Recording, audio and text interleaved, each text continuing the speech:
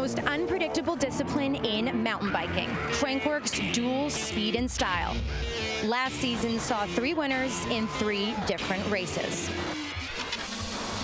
Rotorua saw speed beat style with racer Thomas Slavic taking the win. Momentum shifted in Leger when dirt jumper Daryl Brown made going big a necessity if you wanted to take the win. And in Whistler, Thomas Chenon combined his tricks and his time against the clock into a masterpiece of two-wheeled proportions. It is wide open in 2017. It is time to find out who's going to take the top of the podium here today, because it is time for the Mons Royale dual speed and style. Mountain bikers of the world, I hope you are ready, because all the action starts right now.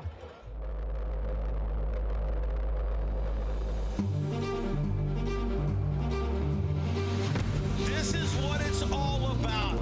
Stop number 1 on your Crankworx World Tour.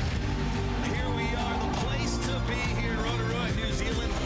Here we go. Several dimensions are shaping victories. He lived it! Slopestyle history. The best mountain bike riders on earth. Check the time here. Can he keep it up? He entered the final highway final. Just barely too short. One king will claim the title of best all-around mountain biker on the planet. And a big welcome to everyone joining us here, your Crankworx World Tour.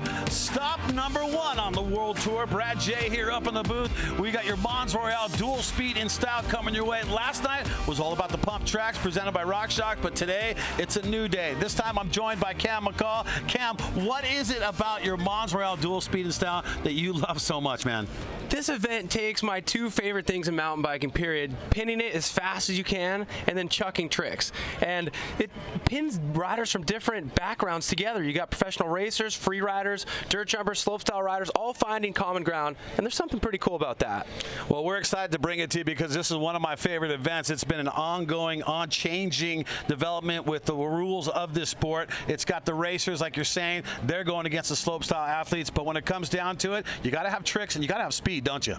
Here's how things are going to work in our Mons Royale dual speed and style. We've narrowed it down to 16 racers. We have 3 judges, and there's 2 side-by-side courses. It's a head-to-head format with each racer taking 1 run on each course.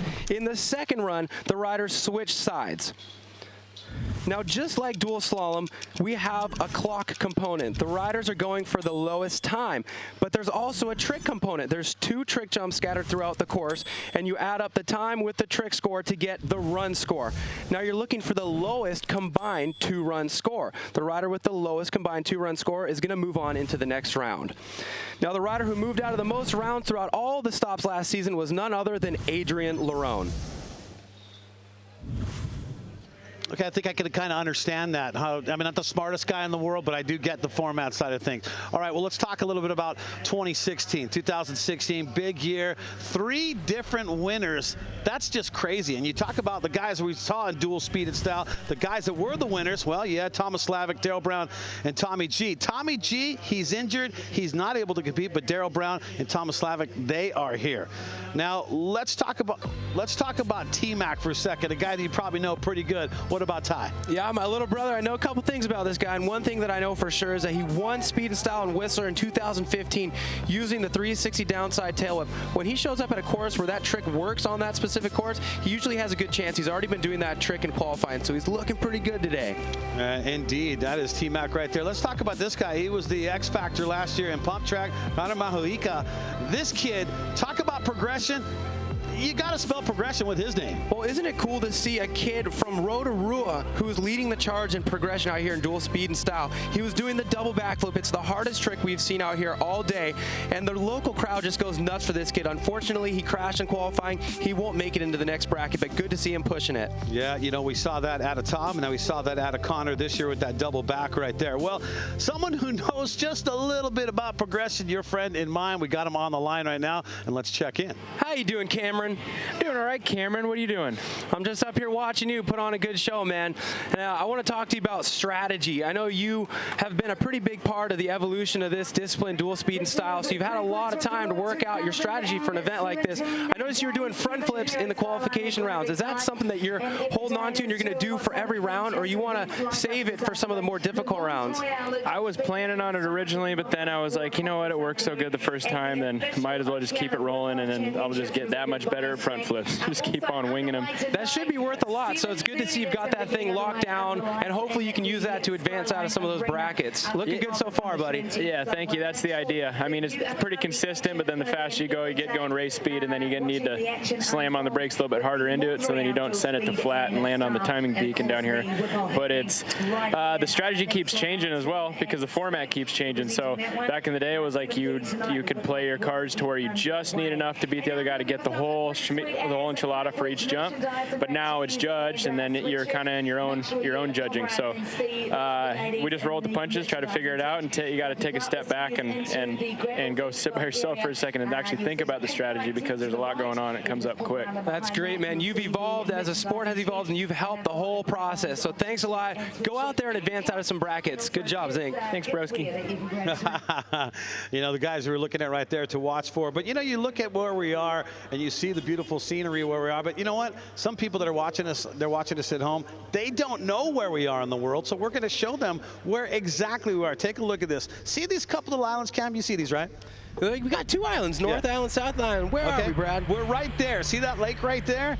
Let's zoom in a little bit more. There we are. Skyline Bike Park right out here. It's like Rotorua, New Zealand. Talk about two great riding zones to Redwoods. You got 12 lift service trails out here, 130 kilometers of mountain bike riding, and that volcanic soil is the brown gold. And they say, I tell you what, they say that you could ride trails every single day and still not do the same trail for a month. But there's one particular trail I'd like to talk about. Let's kind of break this thing down for you. Check this trail out. Let's talk about it, Cam.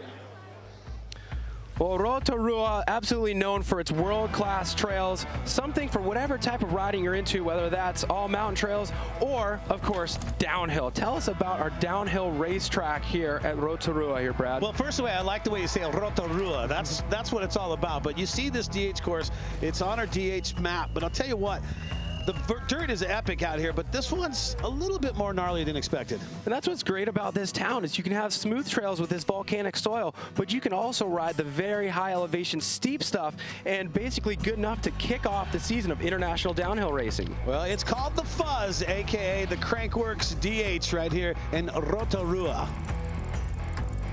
I'll tell you what, though, one of my favorite things, Trail Forks, you got to like what they're all about. I mean, I've discovered so many more trails because of Trail Forks, and then, of course, out here in Rotorua, discovering so many more with Trail Forks, for sure. It's a good little network to have. You know, you can find out what everybody's riding. You know, it enhances your way to explore a new area. All right, well, I think we have somebody standing by that we have not talked to in a little while. Do you want to check in with her right now? Let's check in with her. All right, we have Hannah Bernard. Hannah, how you doing down there? You good?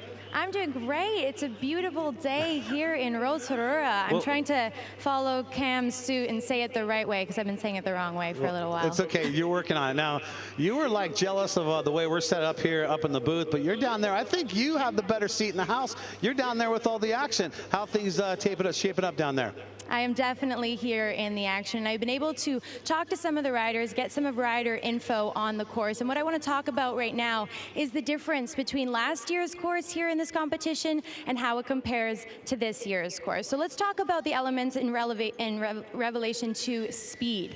This middle section here in this course, this rhythm section, course builders really wanted to focus on making those berms and rollers really smooth to make it really, really fast. So something for viewers to know, this is where speed and time is going to be determined. So pay attention to that middle section when riders are coming down this course. Now let's talk about style with relation to tricks. They wanted bigger tricks. That's what the riders told course builders last year, and they delivered. So what they've actually done is they've taken the ramp from the second jump in last year's course, and they've moved it up to jump number 1 in this course, and they built a whole new ramp for jump number 2 today. The result, it means that the jumps are bigger and more trickable. So we're gonna see guys throwing down and leaving it all on the course here today, guys. Thank you so much, Hannah. I like that. The riders wanted to go bigger. I think the audience wants to see the riders go big too as well. So it's kind of a win-win situation, isn't it? Absolutely. It's like if you like watching racing, we got it for you. If you just like looking at fireworks, we got that too. All right. Well, I'll tell you what, something that I have so much fun playing, and I hope that you guys get a chance to do it. Crankworx Fantasy. It's fantasy.crankworx.com. You go on there, and you can pick your team. I'm 158 right now out of 2,689. So I'm working on it. I'm trying. My picks were not as good as I thought, but, you know, we'll see how it plays out. Here's the deal. You pick your teams. This is what you do right here. You got it all right in front of you. You can create your own contest team right there. There's your salary. You can see that, right? The team salary. That's how much money you got. You get your points. You get your overall rankings, and then it's the fun part. You start picking the athletes. Look, Jerome, $9,500. That's a steal to get Jerome Clements for that kind of money right there. And how about this one? I like this pick. That's Josh Carlson, too. So this is the deal. You pick all your team all the way down through all the competitions. You have a chance to win a trip to Leger or Crankworx Innsbruck. Not a bad deal right there, right? That's pretty cool, man. You're not doing too bad. 158 out of 2,689. I know, I'm working on it. All right, well, I'll tell you what, we got the 16, the top 16, the sweet 16, if you will, coming up for you. Here's how things are looking right now. That's a look at what we're going to see. Mitch Ropalato and Cody Johnson off the bat. That could be a final right there, couldn't it? Yeah, and they're going to have to dig deep for the tricks. Both of them have some tricks, but they're race specialists, so let's see how deep they're willing to dig into their pockets. You see Keegan Wright after a big win last night on the Pump Track Challenge. He's ready to do battle out here, too, as well, and everybody is ready to battle out. The crowd is coming in full force. They're ready for the action. I hope you are ready for the action at home, because the round of 16 is coming up next.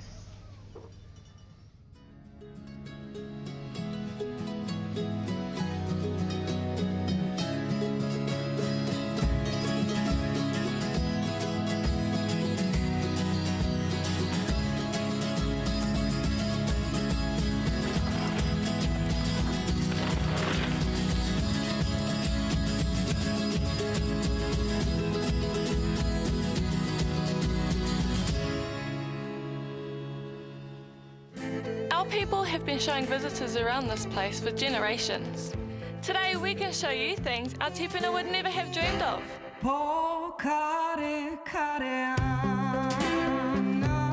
It's not all hard out. Take it slow if you like.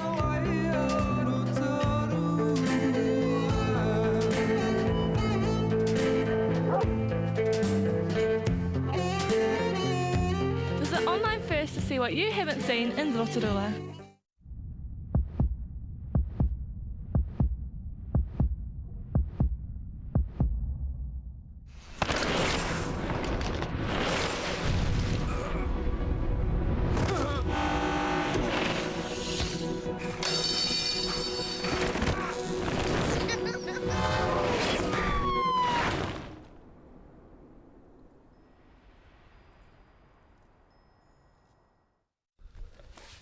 Drop it.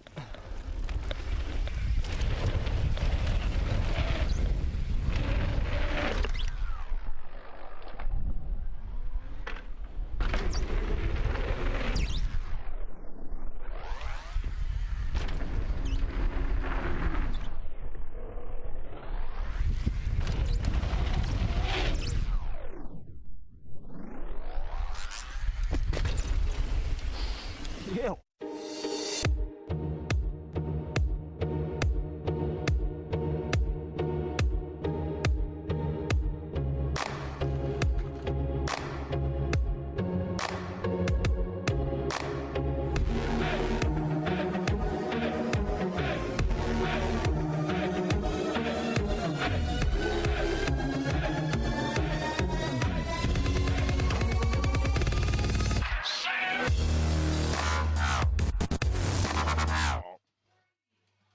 Wink.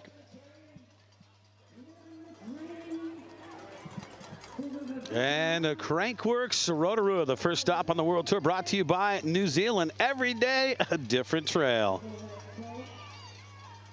And also brought to you by Whistler Mountain Bike Park. Whistler Mountain Bike Park. Love the feeling of being truly awake. And I'll tell you what, you are truly awake. If you're out here watching this one right now, you're at home watching it. It's your Mons Royale dual speed and style. You can see the fans coming out looking for all the free giveaways out there, Cam. They're here for the show, but that's a nice thing to pick up as well. A couple free hats while you're here. here's the brackets we're talking about. So we're going to start with the round of 16 right now. So we started earlier with 32. We've narrowed it down to 16. Mitch Ropolato, Cody Johnson, they're going to be first up. Keegan Wright, after his win last night, he's going against Kyle Straight. Matt Walker going against Chewbacca. Then you got Elmo Cotter from New Zealand. He's going against the French killer, Adrien Laron. Philip Patwell from Great Britain, he's facing Reed Boggs, and the rest of them all the way down to the finals. I'll tell you what, we are ready to get this thing started. I know you are at home. It's your dual speed and style round of 16, your Mons Royale dual speed and style. Cam McCall and Brad Jabe with the call as we take a look up top. Our first two competitors ready to drop in here. Looks like we got Cody Johnson here on your right and Mitch Ropolato on the left to start things off in your round of 16 for your Mons Royale dual speed and style. Here we go. Well, each run, each matchup is going to have its own points of excitement. Right now, it's exciting because it's two racers who have all this speed, but how are they going to strategize their tricks right here? It looked like Mitch Ropolato going for the knack-knack, a trick you'll see out a lot of the racers here. And you see Ropolato right there staying tight, those berms over the little mini rock garden, down the step down. Well, these two courses seem to be very even because you have two riders of pretty similar speeds staying close together. Another knack-knack for Mitch and a straight air for Cody Johnson. We should mention that if you do a straight air, there's actually a penalizing, you'll get penalized for that. So it's very important to at least do something. Take a foot off like Mitch was doing there. That's why it is about speed and style. You got to be fast and you got to have tricks. In the past, we've seen it different where the racers have been able to move on, but Mitch Ropolato, he's going to take the advantage of the speed. Now let's take a look at the jumps here. Well, that knack-knack for Mitch and Cody Johnson not doing a trick he really needs to. Look at that -5 there for a score where Mitch had a 30. There you go. Second matchup there. You see Mitch kicking that off, 25 for him, and a -30 for Cody Johnson, showing you've got to have some tricks. So right there, Mitch Ropolato will definitely have the advantage, not only in the speed, but the jumps as well. Well, Cody, if you can hear us, you got to do some trick right there because that's going to hurt you there. That -5 on both jumps. He's asking you, Cam, to give him a trick. All do right? a one-hander.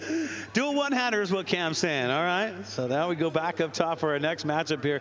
The round of 16. There he is. He is all serious. Talking about Keegan Wright right there. Hey, before we get to this race, I want to show you what happened last night in Pump Track with Keegan Wright, the local boy, taking the win. Take a look at this right here. This is all yesterday, our first broadcast on the World Tour out here in Rotorua. Look at him facing these. Look at this. Look at how he runs this course. And look at how his arm just slamming those handlebars down all the way across, and he crosses it. Then he faces Adrien Laron right here. And you think Adrien Laron, man, he's one of the best when it comes to Pump Track. Look at the lead that Adrien Laron has right here. But watch him. Watch him. Look at him come out of there. Keegan out of nowhere, taking that one right there. And that's good stuff, seeing the guys hug it out there. Keegan Wright, he was your champ, but this is a different day and a new deal right now. Keegan Wright, he's on your left from New Zealand. Kyle Straight, Lyle right there on the right. So Kyle Straight, he's going head-to-head with last night's Pump Track winner, Cam. Well, Keegan's got to be tired because you saw that final right there, but just think how many rounds he had to do to get to that point, and here we are 24 hours later. He's in the gate again. Well, who gets the snap on this one? Looks like it's pretty even. Well, Keegan's going to hit that jump first with the one-hander. Well, Kyle Straight did a backflip, so that's obviously going to score higher. Now, if Kyle Straight can stay close to Keegan Wright right now, he'll be looking pretty good. You see the Kyle getting in those pedal strokes right there, trying to stay tight. Looks like he's got a little bit of an edge. Here's the step down. Kyle Straight sneaking out ahead of Keegan Wright in these flat corners with those gates. The last jump, it's going to be a tail whip for Kyle Straight.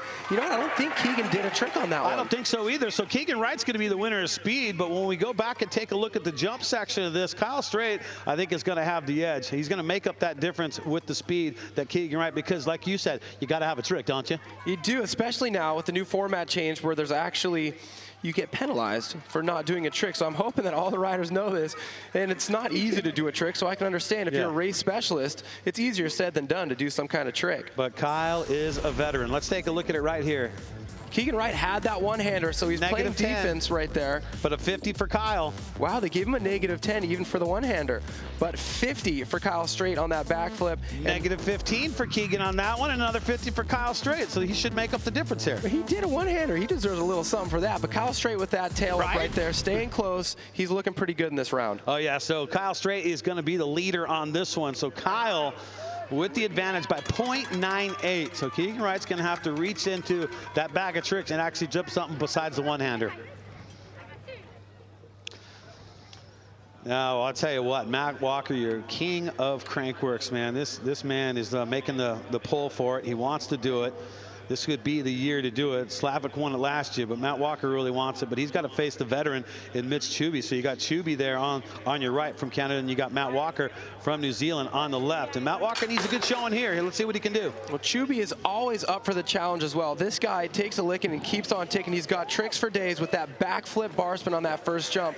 And he has been known to sign up for some downhill races here and there. So if he can stay close right now, play some defense with those tricks, he may be able to do it, but he's fallen behind pretty far on this middle section of the course.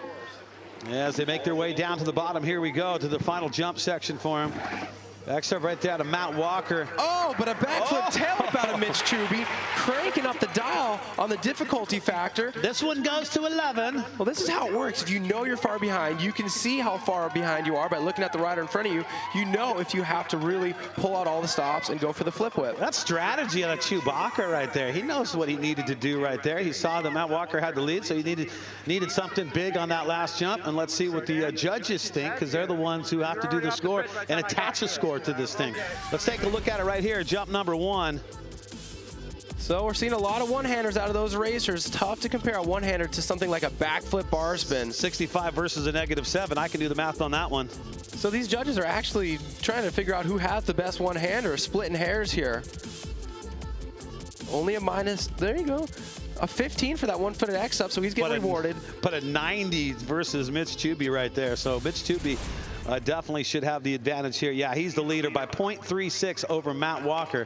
So Matt Walker's going to need to bring the A game on their second matchup right there. Those little numbers in the middle are the ones that matter. So that was actually a really close match right there. You got to remember, it's the smaller number in between that graphic there. That's their actual score. Let's take a look at the standings from last year if we get a chance to do that right now. Can kind of show that to you. Here you go. The speeds out of the World Tour, the standings. Adrian Lerone. There he is right there, boom, #1 spot, 175. Slavic in that #2 spot. That actually helped Slavic end up winning the King of Crankworx. Daryl Brown in that 3rd spot. Tommy G, he was solid out there in 3rd. But that was the series right there. And then look at this. This is how we tied this whole thing together. Now you got your next rider locked and loaded right here. And you know who this man is because he's been working hard. You're talking about Elmo Cotter and Adrian Lerone are going to be the next up here. And there's Elmo Cotter. You can see him on the left. Adrian Lerone on the right. Here we go. Back to racing action. Well, you know, Adrian Lerone went to bed last night thinking about silver medal, and he woke up thinking about gold. He's got a 360 on that first jump, a little bit of an advantage into that rhythm section. Ooh, look, Elmo going over the burn there, losing a lot of speed. So that's definitely going to play toward Adrian Lerone's advantage here. He may take it easy on that last jump because he's got a very big gap here through those slalom gates. Oh, nice. Not taking it easy, throwing a huge backflip all the way down the landing. So not only he'll take that winner of speed, no problem on that one, but also getting some tricks in there. So Adrian Lerone's been doing a little work in the offseason, preparing for dual speed and style. And he's also probably thinking about that King of Crankworx title as well. You got to have everything. Well, I talked to him earlier today, and he was upset that he didn't get the win yesterday because he's all about the win. He's fine with winning the series, but he wants the win. He wants to come out and win this event. Look at jump #1 here, Cam. So a backflip for Elmo Cotter. Ooh, close between the two, 47 and a 50. So the 360 actually not getting as many points as that backflip. Maybe it's because that backflip had a little bit of style on it. It was off axis. And then they changed roles here where Elmo went for the 360 on the bottom jump and Adrian went for the backflip. Very tight scores as well, Brad. Yeah, look at that, 49 to 50, 47 to 50 on the jumps. But since Adrian Lerone had the speed, he's also got the jump right there. So he's going to have a 1.70 advantage right there. Look at the scores, 27 and some change to 25 and some change between those two guys right there. So man, Adrian's got to be tired. He just did that crazy battle last night in pump track, showing up here again. That's what it's all about if you're going toward that King of Crankworx title. So we got Reed Boggs on the right from the U.S. in that blue kit right there. And you got Phil Twill from Great Britain. He is now on the left. On your left, you can see him. So Phil Twill right there. And you can see Reed Boggs in that blue. For race face. Racers are ready, and here we go. Reed Boggs on the left side of your screen right there. This is his first trip to New Zealand. A 360 double bar spin there for Reed. That's obviously going to be a higher scoring trick, but he's got a big gap to make up right now through this rhythm section. He's got to close the door, and this is where you need to do it. Got to stay tight on those berms. Got to keep that transition going. Down the step downs. Here we go. Well, he is gaining a little time, and his trick was so much better on the first jump. What's he have on the bottom? A backflip bar spin versus just a 1-footed X-up for Phil Atwill. All right, so Phil Atwill, winner of speed by 0.64. But now, this is where it gets interesting. Okay, so Phil, no problem on the speed. But this is where we break it down and we compare the jumps. And that's how these guys get their points. And that's how you advance on. Let's take a look back at those jumps right there. Reed Boggs living in the Utah desert right now. Right next to where they hold the Red Bull Rampage. Living in Hurricane. But this is his second appearance at a speed and style event. He's looking right at home. So we'll take a look here. Oh, he wants to sign autographs. I'll bet they're trying to get his goggles. That's what I'll bet. Yeah, all right, let's take a look at the jumps here. Jump number 1. So Phil had a backflip, but it's not going to hold a candle to Reed's boom 360 double bar spin. Yeah, so the 90 beats a 50, and then I can do the math on this one too as well. A 70 beats a 15 in my books. So Reed Boggs definitely wins both of those jumps. So a 28.68 for him, a 28.04 for Phil. And now it comes down to this. So Reed Boggs, because of the tricks right there, he's your leader by 0.61 right there. Wow, this is some amazing stuff. I love the new format. Love how things are playing out for you right now. So showing you how things are stacking up on our bracket in our round of 16. Taking a look at those finely groomed berms. Take a look at it right now. You see the names in yellow. That means they have the advantage in the round of 16 when they go back at it again. Mitch Ropolato has the advantage. Kyle Strait, Mitch Chubby, Adrian Larone, Reed Boggs, all with the advantage. And I'll tell you what, it is all heating up. More coming up. First runs, round of 16. Your Mons Royale dual speed and style.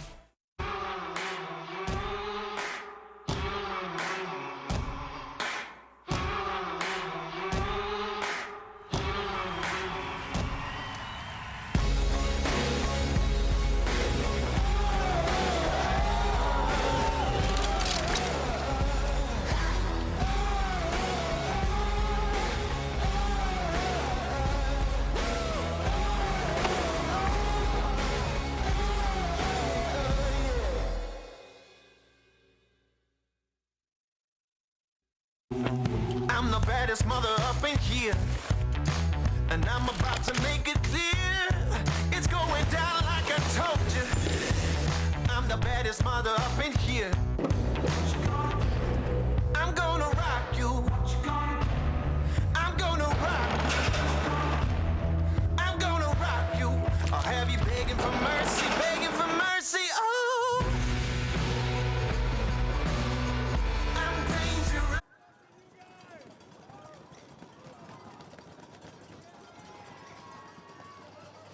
Yeah, and a beautiful evening out here.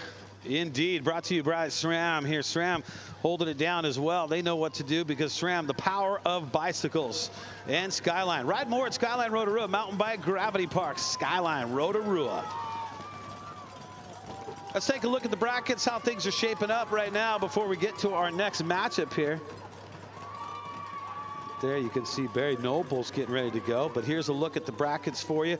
So Jakob Wenzel is going head-to-head against Barry Noble. So we haven't seen these guys match up. Bass and Joe, T-Mac, and Thomas Slavic. We've not seen these guys go into it. But let's talk a little bit about Barry Nobles. He comes from a BMX background, and he's all about speed and style. Why is that? Well, it sounds like the rumor around town is that he's really been working on his tricks. If you check out his Instagram, you'll see that. But he really likes the slopestyle stuff. But him being a racer, he's like, that's the closest as I'll get to slopestyle, doing this speed and style. So I think he's finding that this is his favorite discipline. So he's probably going to be pulling out all the stops here tonight. Well, you look at, he's got to face a tough guy in Jakob Wenzel. He was second place, silver medalist in Whistler in August, but here we go. Nobles looks like he got the jump here. Well, even though Jakob Wenzel on the right side course right there is a jump guy, he does have some speed. So there he was with that 360 tuck no-hander. And it looks like Barry Nobles had another, like maybe a flip variation right there, but they're neck and neck. Barry Nobles actually edging out of those left-hand berms. But this will be the differentiating factor here, this last jump. All right, let's see what they got. A straight backflip for Barry Nobles, a backflip bar spin to X up for Jakob Wenzel out of the Czech Republic. Oh, I see. So you see the 28.39 for Jakob, the 27.35 for Barry Nobles. So that's going to be the difference regarding the speed-wise. So Nobles obviously is going to be the faster of the two.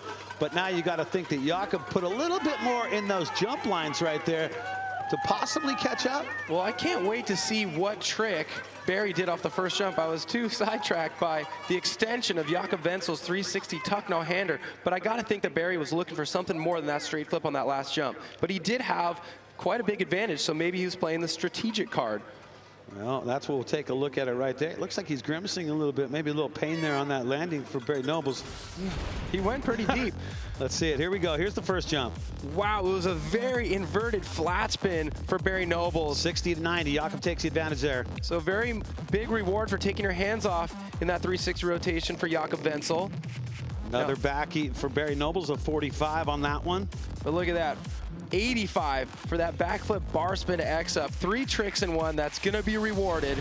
All right, now is it enough to knock that out? 0.12. Nobles will still have the lead despite the jumps. By being so fast and still having the flips in there too, that helped him take the advantage over their next matchup. You got to think he was thinking about that. You know, why risk it if you have such a great lead in the race? Bas van Steenbergen last year, or in Whistler last year, 4th place. So 4th place for him. Let's see what these guys got. Here we go, back at it. Whoa, a 360 downside whip, but losing speed right there. So that's the fine line you have to balance. Do a more difficult trick, but it's going to make it really hard to enter the next section with speed. Now, Bas van Steenbergen with a great showing out in Whistler last year.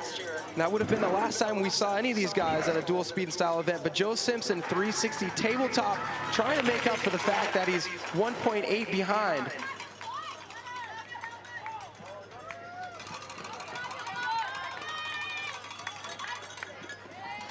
So just kind of, can you break it down just a little bit for us when it comes down to the format here, Cam? There's a lot going on, so let's try to talk about it in the most simple terms possible.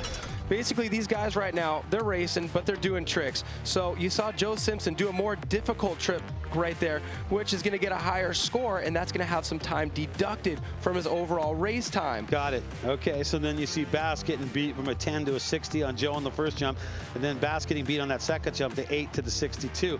But was Bas fast enough to be able to make up the difference on this one? This is where it comes out. Yes, he was. So Bas van Steenbergen will have the edge over Joe Simpson by 0.43.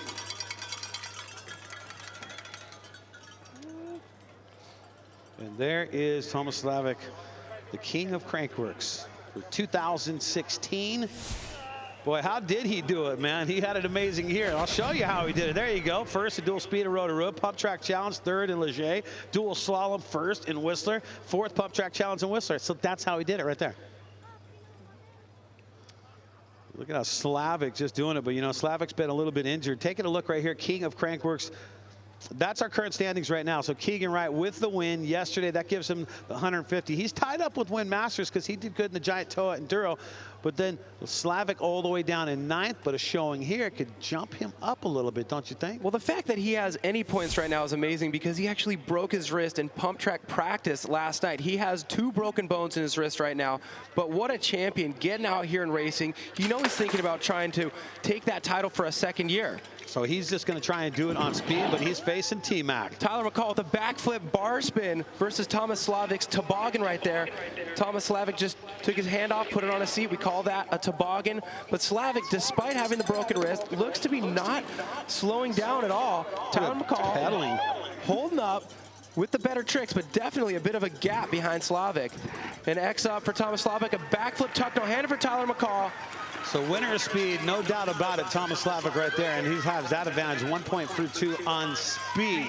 But we know that T-Mac, those jumps are going to edge him. He's going to take the jump titles out of him, but is it going to be enough to make up for the speed? Because he beat him by a lot. Well, that's the beauty of speed and style. We don't know until we look at that replay, get those scores, and crunch the numbers.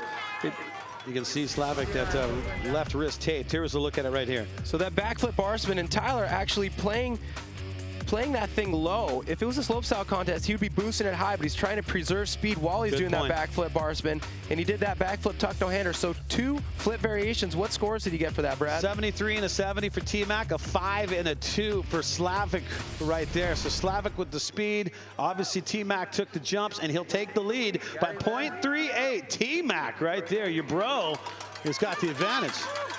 The trick's paying off, and it won't pay off unless you're close to that guy ahead of you. Well, let's take a look at how things are looking. Who's got the advantage here in our round of 16? So we've seen all the guys take 1 run against each other, but it is all about the 2-run format. So if you have the advantage, yeah, you do have an advantage going into that second run, but look at it right now. The names in yellow, once again, Mitch Ropalato, advantage, Kyle Straight, Mitch Chuby, Adrian Narone, Reed Boggs, Barry Nobles, Bass Ben Steenbergen, and T-Mac, all with the advantage going into those second runs. It's shaping up to be a good show. Yeah, I'll tell you what, man, it is shaping up for a good show indeed. The fans are having a good time out here in Rotorua. Good to have you guys along with us right now. And there is a look at Mitch Ropalato, looks like we got here ready to go. Mitch Ropalato just outside that podium last night in that speed and style, but he's your leader right now over Cody Johnson.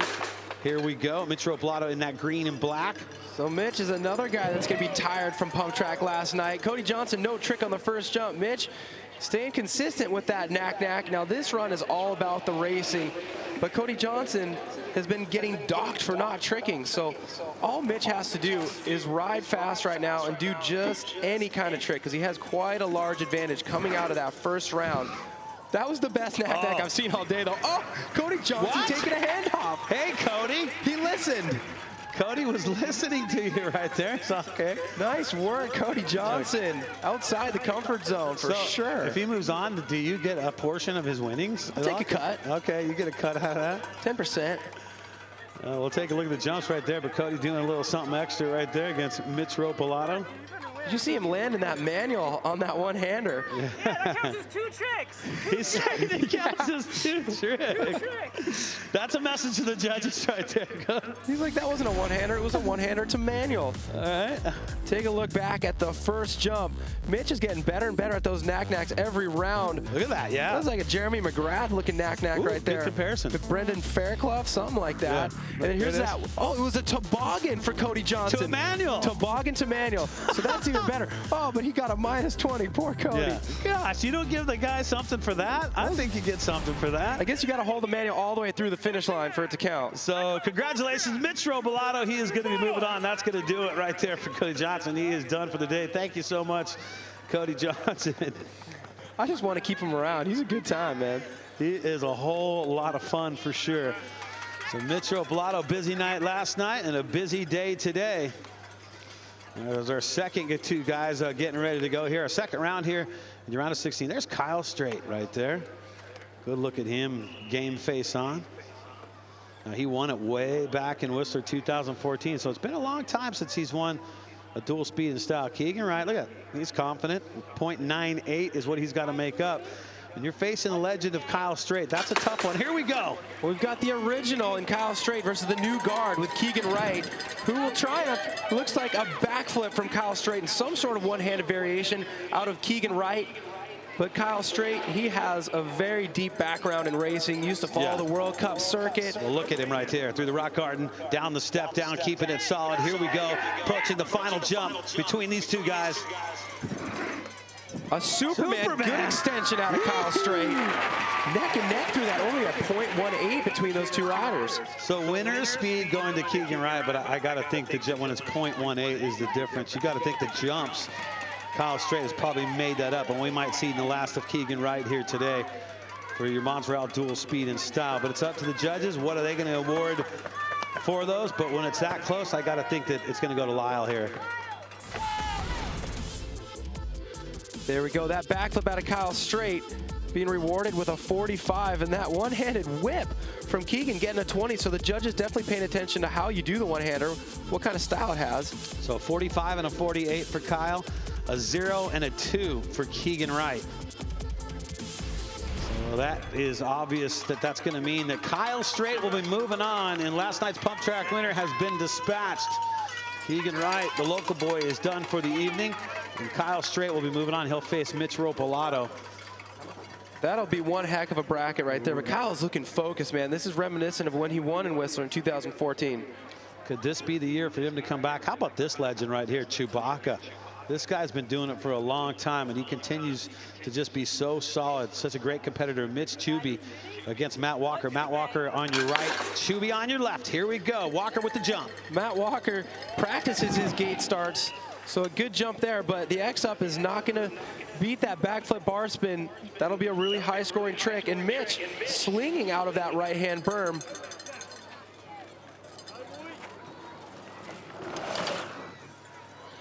It looks like Mitch is staying tight through these slalom gates right now, but he's going to need a huge trick on the last jump to make up for it. A backflip tailwhip, getting on the pedals through the finish line. Chubby gets beat on the speed, but I gotta think the tricks, that's gonna weigh heavy on the judges' minds right now on what the score is gonna be. Mitch Chubby with the advantage on their first matchup in the round of 16 against Matt Walker. Let's see how it plays out on this one. The cagey veteran of Chewbacca right there on the right. Matt Walker trying to make the run for the king of Crankworx. Let's take a look at the jumps right here, and Cam, let's talk about these, huh? Well, it's one thing to do these tricks, a trick like a backflip bar spin, but to land and get right on the pedals and switch your mind into race mode, that's the beauty of speed and style, and that's what Mitch Chubby has figured out. So he saw Matt Walker do a X-up. He says, well, I'm going to give you a nice dose of backflip tail-up. Eyes it up, looks at that finish line, takes a couple pedals. That's speed and style for you. Well, there you go. Mitch Chubby will be advancing on right there over Matt Walker. So Mitch Chubby will be going to the round of 8. Nicely done. And there we go as we're getting ready for our next riders here. They're all set to go. Elmo Cotter and that man, Adrian Lerone, your Pump Track Series champion from last year without winning any of the events. What an amazing night it was. Let's go back and take a look at how things went down last night. What a night.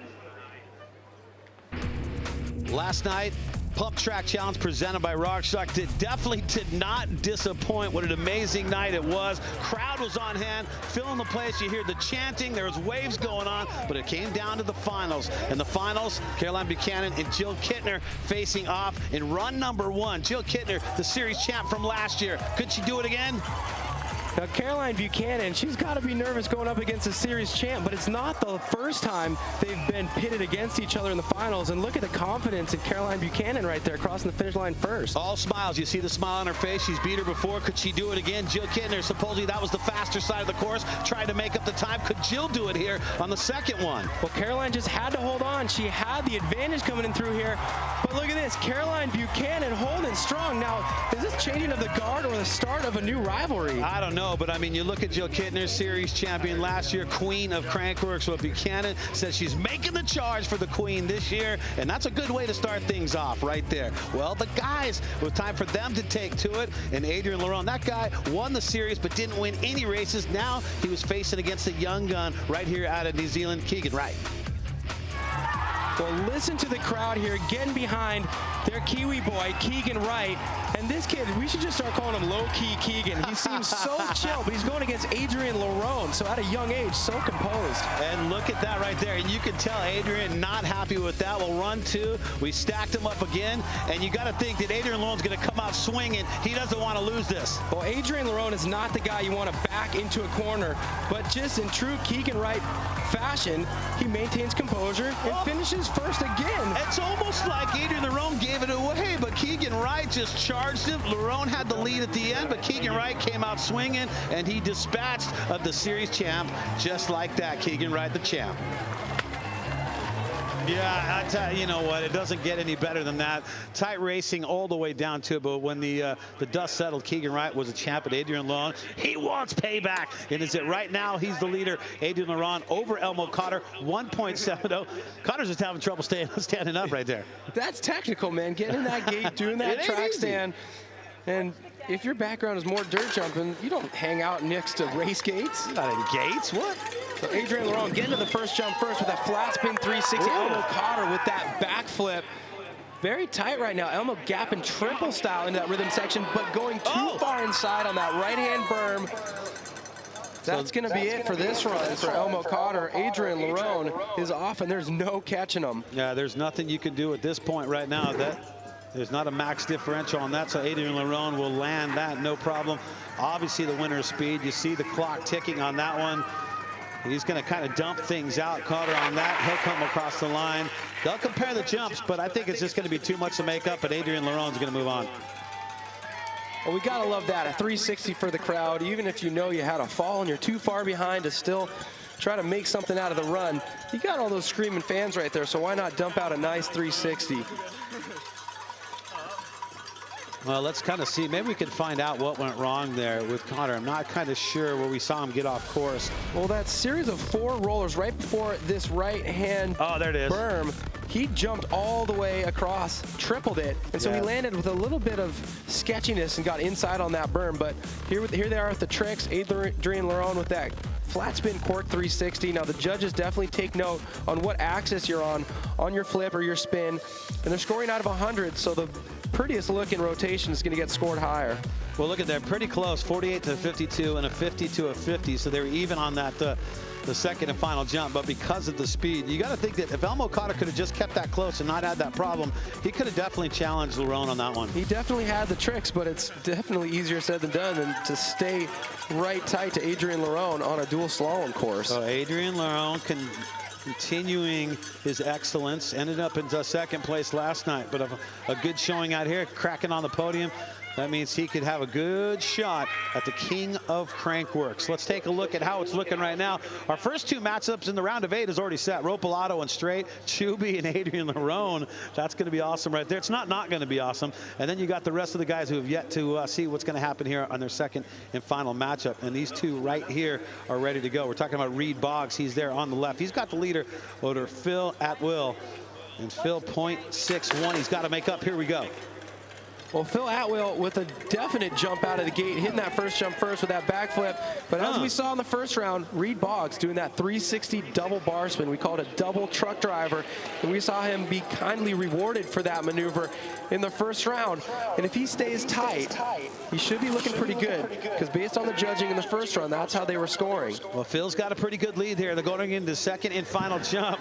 Phil Atwill going for the heel clicker, not getting them completely clicked. That was the heel, but that was minus the clicker. The spread eagle. The spread eagle, that would have been called right there.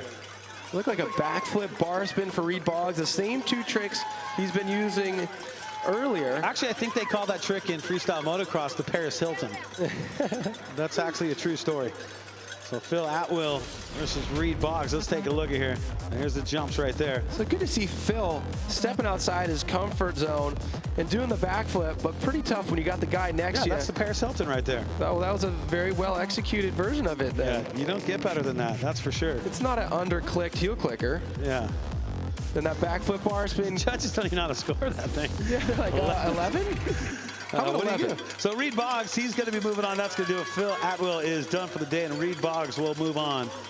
And who's Reed going to face? Well, we're going to find out who Reed's going to face because our next 2 guys are making their way to the top. High fives for all the kids out there. And now, oh, this is going to be good right here. Barry Nobles with the advantage. He is 100% focused on your Mons Royale dual speed and style. He wants to win this thing. He's got to get through this man, Jakob Wenzel from the Czech Republic. He was the silver medalist in Whistler back in August, and he's got 0.12. So this thing's pretty much neck and neck right here.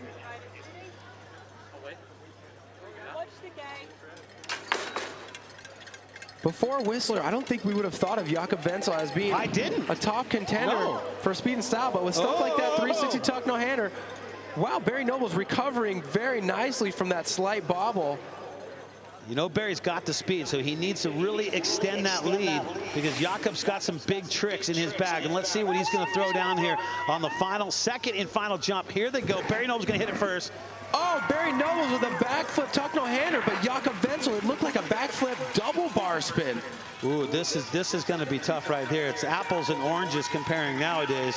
0.48 is the difference on that speed. Well, we're really going to have to go back to those replay views to see what Jakob did on that last jump, because he has been doing the backflip bar spin to X up, but if he threw 2 bar spins on that, that's a great way to crank up that score even higher. Well, it comes down to this, the proving grounds. Barry Nobles is so wanting to keep moving on here. Let's take a look. Barry Nobles with that nice flat spin. Whoa, a little squirrely there. He recovered nicely though, didn't he? 90 for Jakob on the first one, 35 for Barry. Oh, whoa, it was a backflip with 3 X-ups. An X-up one way, an X-up the other way, and then an X-up back that way. I don't think I've ever seen that, actually. So what in the world are the judges going to do with that? Look what they did, a 92 for that backflip triple X-up. Oh, and that's going to do it for Barry Nobles. He's been eliminated. Jakob Wenzel, he'll be moving on. Who would have known that a backflip triple X-up could score a 92? That's what it's all about out here. Going as fast as you can, thinking outside the box with your tricks. Well, I mean, you had to know that Barry saw that he was matching up against Jakob at this point. He knows how he did last year, so that's going to be the tough one. That he knew that it was going to be tough to be able to take down Jakob Wenzel. Barry Nobles gave it his best, super fast. I think if he didn't have that bobble, maybe he could have done. Well, there's Bass Van Steenbergen, but let's flash back to last year. Bass ended up in that 4th spot in Whistler, but let's take a look at last year with Bass. You know, we'll get to that. But let's get to this right now first before we get there. Bass Van Steenbergen, he's your leader. 0.43 over Joe Simpson right now. So it could come down to the tricks on this one, Cam. Well, Bass Van Steenbergen, brother to Tom Van Steenbergen, and in that brother crew, he is the racer. His brother is the jumper. Wow. Goes down. Joe Simpson goes down. Joe Simpson had trouble with that downside 360 tail up for a decade, kind of depending on the timing of it. It can be one or the other, splitting hairs at that point. But basically, gist of it is that's a very technical trick, and it would have been rewarded big time. But you're really gambling if you try a trick like that on the first jump, because you've got a slalom gate right after that, and you have to have 2 feet on the pedals looking toward the exit of the next corner. Yeah, there is nothing that Joe's going to be able to do here to be able to catch Bass on this one. I don't care what tricks, and he realizes that too. No reason to get broken off on that one. Well, Bass getting lucky right there, because it looked like Joe was ready to pull out all the stops, and if he could have kept that thing in a straight line, you know, that knack from Bass definitely would not have been enough. But Bass definitely played toward his strengths, as he always does, and going for the fastest lap time with minimal tricks. Yeah, well, I'll tell you what, it worked on that one. That worked enough to get him into the Elite 8, and that's what Bass will be doing.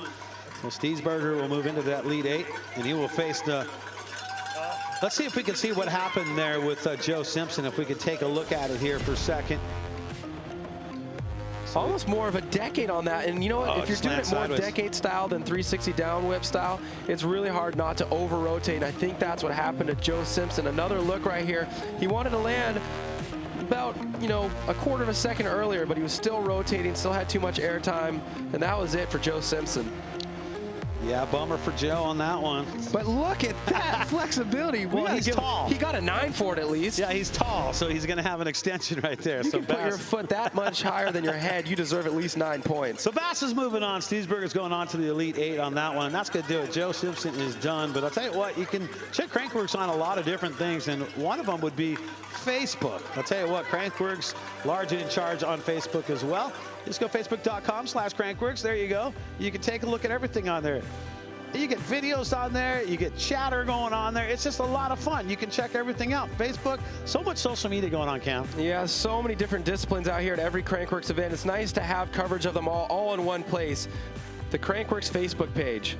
So get on there right now and get on your Crankworx Facebook page today. Now let's talk about your brother over here on the right, Cam. T-Mac, he's your leader, 0.38 over Slavik. Slavik, the king of Crankworx from last year. But you see, that left wrist is taped. He is injured, broke some bones yesterday.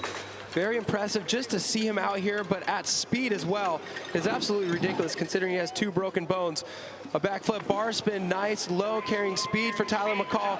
A little bit behind Thomas Slavic, but it worked out in the first round.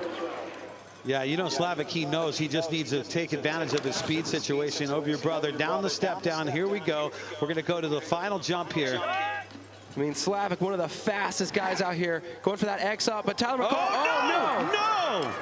Run through the finish line.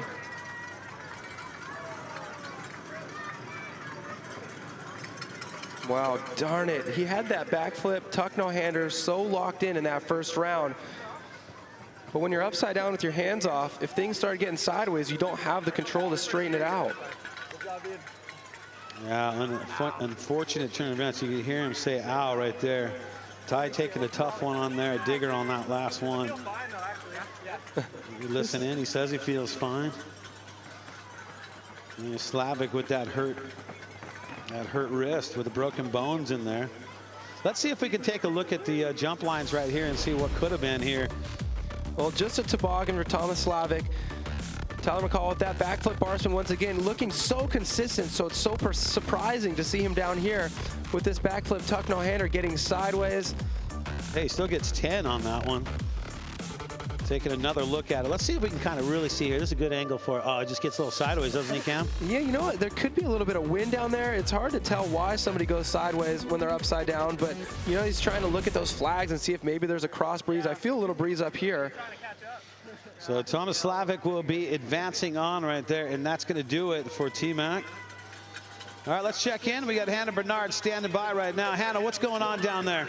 Thanks very much, Brad. Well, I'm here between Tyler McCall and Thomas Slavic. So Tyler, tell us what happened there on that second jump. You had that trick so dialed in practice, but tell us what happened. Well, Thomas is clearly not a slow person, and it's hard to trick when you're going full speed, and I was going as fast as I could and overcooked her a bit, and I wanted to get on the pedals, so I didn't focus on getting my hand back on, which is kind of important. So I missed my hand and did a little tumble, but I feel all good, ready for whip off later, so I'm gonna go work on my downhill bike and get ready for that. All right, and we have Thomas Slavic here defending his title here at Crankworx Rotorua, taking away the gold last year. But we know that this course is favoring tricks as well, not just speed. So what is the key to this course for you, Thomas? You know, I learned some tricks back in the day, like last winter.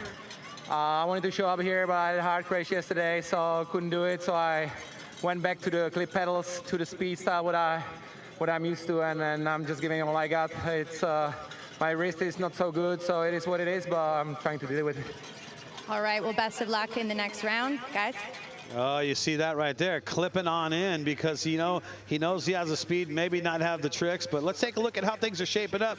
We got our field set for our Elite 8. Here's how it's looking up. These guys are going head-to-head. Mitch Ropalato versus Kyle Strait, Chubby versus Adrian Larone, Reed Boggs versus Jakob Wenzel, another good matchup right there, and Bass, he's going to be going against Thomas Slavic, the former king of Crankworx, and those guys are both pretty fast, so we'll see how that stacks up for you. What more coming up? Thanks for being part of an amazing event here. Mons Royale Dual Speed and Style. Your Elite 8. Well, that's coming up. Don't go anywhere.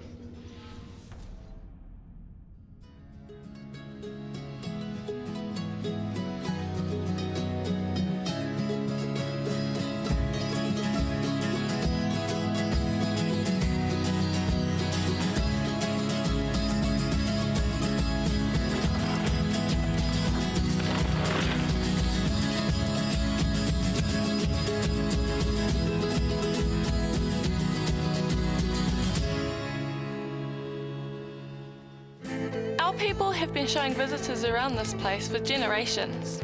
Today we can show you things our tipuna would never have dreamed of.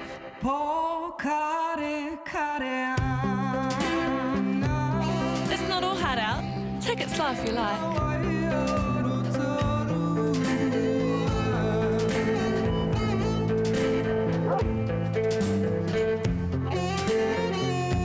Visit online first to see what you haven't seen in Rotorua. Drop it.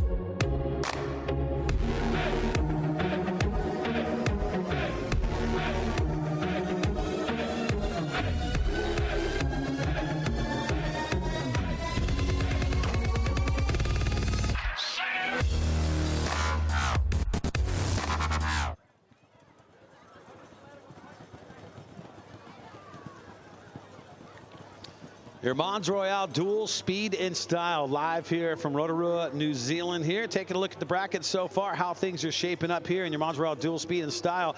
We're now into the quarterfinals. We started with our 16th. We've now narrowed down to 8. Some good competition, some good matchups coming up, right, Cam? And it's really interesting to see who we have pitted against each other. Like, there we go, Mitch Ropilato and Kyle Straight. That's going to be a good one. And I think Thomas Slavic versus Bas van Steenbergen. You're right. Those are two that stand out for me. Reed Boggs versus Jakob Wenzel. We're going to see that matchup. Chuby versus Adrian Larone as well. So those are your matchups. Let's take it back up top. There's Mitch Ropilato in green on the left. And then you see right there, Kyle Straight in that red and blue right there on the right. USA versus USA. Here we go. Well, here we have two racers, one with a lot of tricks and one with a nice knack-knack. Oh, Mitch Ropilato going for the flat spin 360. You know, going back to his roots, because I remember a time when that kid would show up to the dirt jumps where I grew up and try front flips. So to see him going back to his roots right there and digging deep, it's been a long time since I've seen him chuck a 360. What do we have on the last jump? A tail for Kyle Straight and a knack-knack for Mitch Ropilato. So I don't even know what to say. 0.20, obviously Mitch Ropilato takes it on speed, but is it enough with Kyle Straight's jumps to take that down, the 0.20, Cam?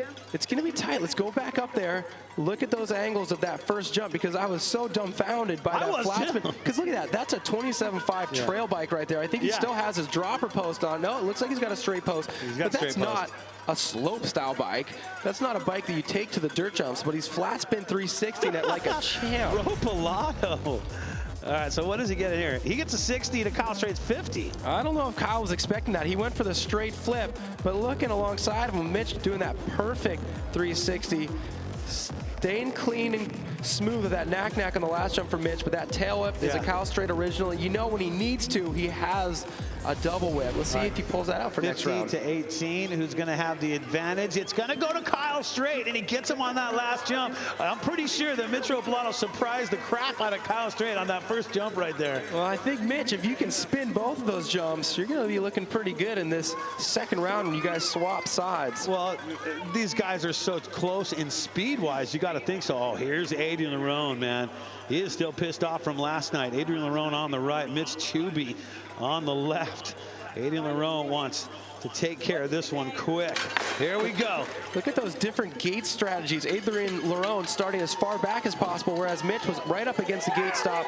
There we go. Adrian Larone with a flat spin 360. Mitch with that same backflip bar spin we've been seeing him use to score so highly. Mitch Chuby in the lead right now, Brad. Look at Chuby right here through the S-turns as he comes on out, down the step down. Chuby had a lead before those log features. What did he have on the last jump? A flip for Adrian Larone, another backflip tail for Chuby. A little foot dab. So you got to wonder, winner of speed, obviously Adrian Larone. That says he 1.18. Now, how does that go? Now we have to look at the jumps, because at this point, I don't even know. I saw Chuby with just a little foot dab on that last one. But Chuby was charging through those rollers. He actually had the lead in the middle of the course. Over a very fast Adrian Larone. Let's just get that out right now. So now it comes down to the jumps. Take a look, jump number 1. A 360 for Adrian Larone. What's his score? A 50 to a 70. Chuby with the advantage. That backflip bar spin has been serving Chuby well. Second jump, another 50 for Larone, and a 75 this time for Chewbacca. Now, luckily, Chuby, I mean, he may have slipped the pedal, but he got right back on there and got a couple cranks through the gate. So still maintaining speed, which is always important. That could be the advantage right there. 0.559. So Adrian Larone, he's going to have the advantage right now. Let's check in with Hannah Bernard, see if we can get a word with the Flying Frenchman. Hannah? Thanks very much, guys. Well, Adrian Larone, you're coming off of a silver last night in pump track. You're obviously the champion of this event in 2016. Do you feel confident coming into the contest here today? Yesterday was a pretty hard one, and I tried to have a good rest. And now I feel very comfortable on this course. And I will give my best to grab some more points, and I really would like to get the win today. Well, you're definitely sending it in the tricks category. What do you got up your sleeve for this next one in order to secure moving on into the next round? I will keep doing pretty much the same. I have not too much tricks to do, so that's what I can do. And I'm using clips pedals now. It's the only way for me to go faster. It's really scary, but I can't do anything else, so I will try to go even faster. All right, guys. Well, Adrian Laurent laying it all down on the course here today, going into the next round. Tell you what, right there, capitalize on your strengths. He knows the tricks that he can do. There's not a bunch of them, but at least he's doing them. He's completing them good. Next up now, we got Jakob Wenzel. Take a look at the Hessian right there. He's going against Reed Boggs on this one. Jakob, remember now, second place in Whistler last August of the Czech Republic. Reed Boggs has his work cut out for him with Jakob Wenzel on this one, Cam. Jakob Wenzel evolving into a speed and style specialist. There we go, that 360 tuck no-hander versus that same 360 double bar spin that Reed Boggs has been using. Now this is going to be a really tight battle because both riders have very technical, high-scoring tricks. And they're just trying to keep it close, but it looks like Jakob is extending that lead. Down through the step down. Here they go. They're going to approach the final and second and final jump. Here we go. Wow, similar tricks there. Both backflip bar spin variations with Jakob Wenzel crossing the finish line first. He's using that front brake, so definitely focusing on the speed factor. It helps in some of those flat corners to be able to just have that extra degree of control. Well, very similar, but you see that Jakob's very fast. I saw him do what he did last year in Whistler and take that silver, but he's really showing that, like you were saying earlier, that speed and style is something that Jakob Wenzel is pretty darn good at. So there, 360 double bar spin for a score of 90. Oh, to an 89. Now both of these riders staying consistent with their trick choices. There we go. It looked like a backflip double bar spin for Reed Boggs. That's going to score high with that 90. And it looked like a backflip with 2 X-ups that time for Jakob Wenzel. So it is so close on the jump side of things, but Jakob is going to have the advantage because of that speed that he has, because he is that fast. That's pretty impressive because Reed's tricks, man, a 360 double bar spin and a backflip double bar spin really shows that this format is definitely working. You have to be close to your competitor no matter what tricks you're doing. Well, there's the king of Crankworx from 2016. Speaking of 2016, let's take a look at last year from Thomas Slavic. Boy, he was just on point all season long. The format's changed a lot. Here's Slavic against Kyle Straight here. So this is such a, a beautiful discipline, but it is hard to figure out the ideal format. And as the format changes, riders come up with different strategies. So last year, Thomas Slavic was able to win the race going up against a guy like Kyle Straight with a lot of tricks. Check it out here on the finish line jump. Kyle Straight goes for the double tail up, boosting so high. But with the format being a little bit different last year, even though he was so close, Thomas Slavic stayed low, pushed through that finish line, he took the win.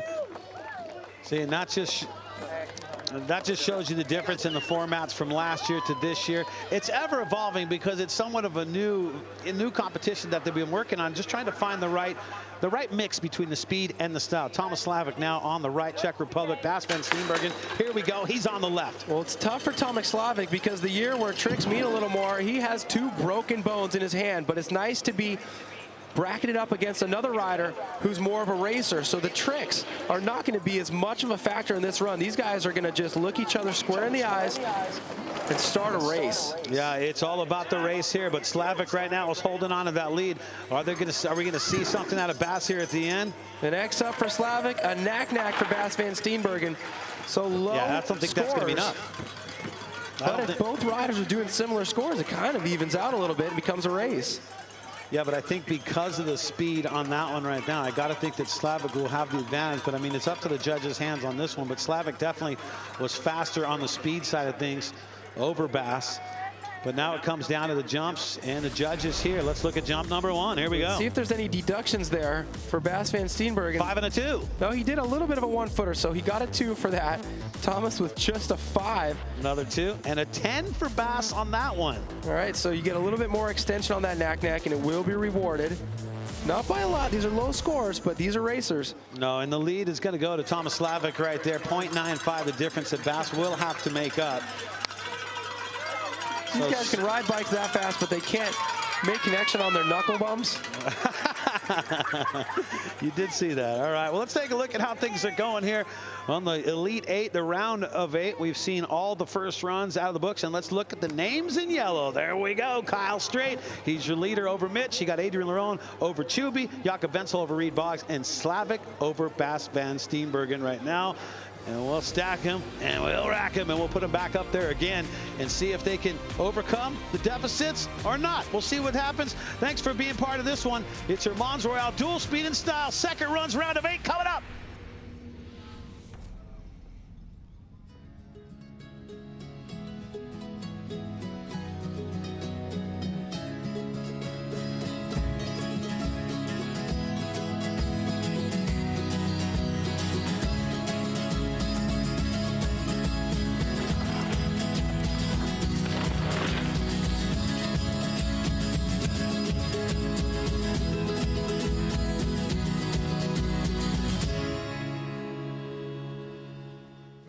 Our people have been showing visitors around this place for generations.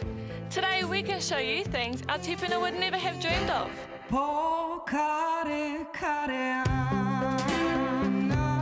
It's not all hard out. Take it slow if you like.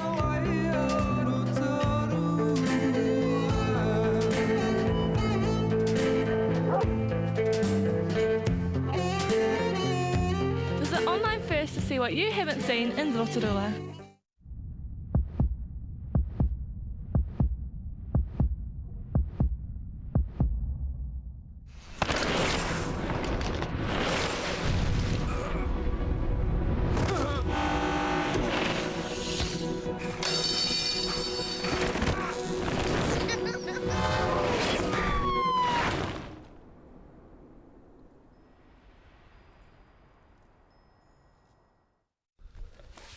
Drop it.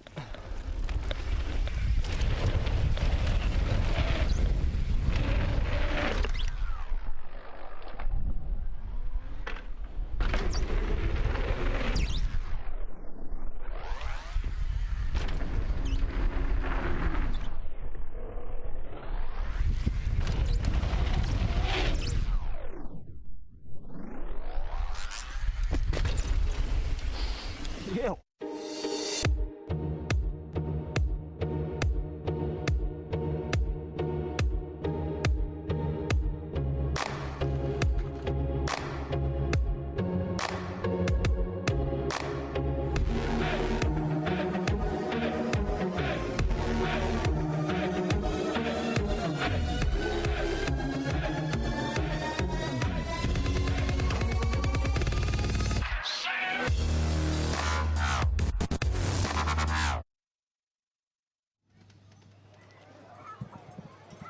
Welcome back to your Mons Royale dual speed and style here. Crankworx at Rotorua.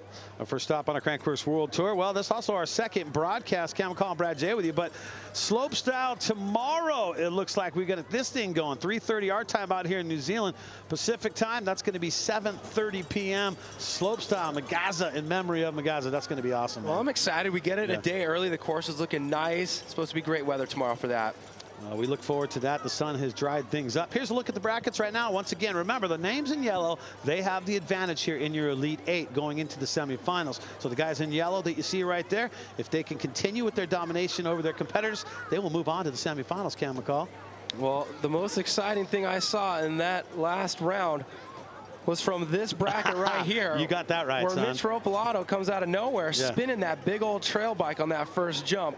So you got to think that Kyle Straight knows that Ropolato just unleashed one on that one. So he's got, does he change what he does on that first hit? Kyle Straight on your left, Mitch Ropolato on your right. USA versus USA here in Rotorua, New Zealand. Pretty even out of the gate right here, side by side into this first jump. What's it going to be? Another backflip for Kyle Straight and another 360 for Mitch Ropolato. If there's any changes, it's going to be on the last jump. Kyle Straight with the lead coming through those rollers. Kyle's got the speed on this one right now. Oh, look at this. Ropolato taking the lead down the step down. Mitch made up a lot of speed in that left-hand berm. What's it going to be on this last jump? A 360 for Mitch Ropolato. And Kyle Straight not going for the double tail that we saw him do last year. Instead, doing a single tail, getting right on the pedals. 0.72 the difference on this one. These guys are friends out there. They're wondering how this was going to stack up. But Kyle Straight with the advantage over their first matchup. But Mitch Ropolato surprising a lot of people. Mitch Ropolato has some tricks in that bag, doesn't he? Is it so cool to see Mitch Ropolato not only spinning that big bike, but that spin looks good. It's not a forced upright penciled spin. It's on a nice axis. He came in a little under rotated on the 360 on the first jump there. He got a score of a 45. The one on the bottom was absolutely perfect. Kyle Straight going for that single tail whip. Oh, this one's going to be close. 50 and 50 for Kyle. 45 and 50 for Royale. Kyle Straight had the advantage on run number 1. It comes down to this. Who's moving on? And Mitch Royale by 0.55 is moving on to the next round, and that's going to do it right there for Kyle Straight. Wow. Let's listen to them. They're talking strategy, Brad. You know how to do a 3 all day. That last one was good, Tyler. And you know what else? Most people are going to be as close as us. Yeah. And so you'll have a little bit less pressure on you. You know what to do. Style them out, man. Yeah. You got them. Good job. Oh, that was so awesome to listen in on that one right there. Between these two guys, Kyle, he gets beat by him, but he's like, hey, Mitch, you know what to do. Coach Kyle. Well, Kyle wants the best for Mitch Royale. Mitch has been around for such a long time, and he is so well-rounded. So this is a great discipline for him to put some focus on. They were bracketed together yesterday in Pump Track, meeting up again here today. Cool to hear those words of wisdom from Kyle Straight. Adrian Lerone on the left, your leader from run number 1. Mitch Chubby on the right, 0.59. Chubby's got to make up. Here we go. Our next matchup between these two guys. Lerone with the advantage. If you remember from last round, Chubby was ahead at one point in that race. Another 360 for Lerone, another backflip bar spin for Chubby.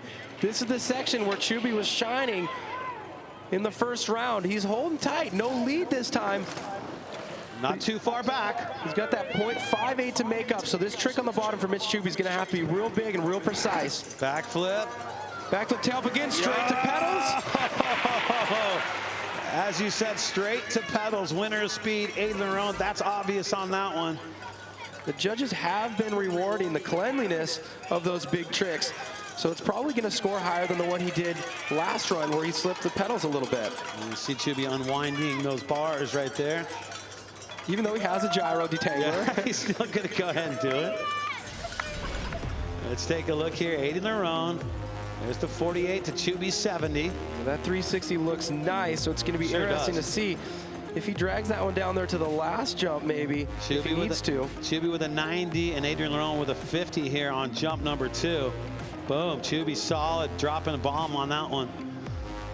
Now, was it enough to Chubby make it up in the jumps? Will he be moving on? Is it Adrian Lerone? Adrian Lerone has done it. He will be moving on and be facing Mitch Royale. Oh my goodness, things are getting crazy out here now.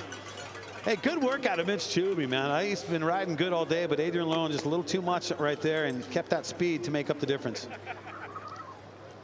So now we go back up to Jakob Wenzel. There he is. Now he has switched over to the left side. Reed Boggs on the right. Jakob has the advantage. There's your advantage, 0.79. That's what Reed's got to make up. So he's got to do it in speed. He's got to do it in the tricks, Cam. Well, you know, he's got those 2 tricks on lock, so he really needs to focus on the speed right now.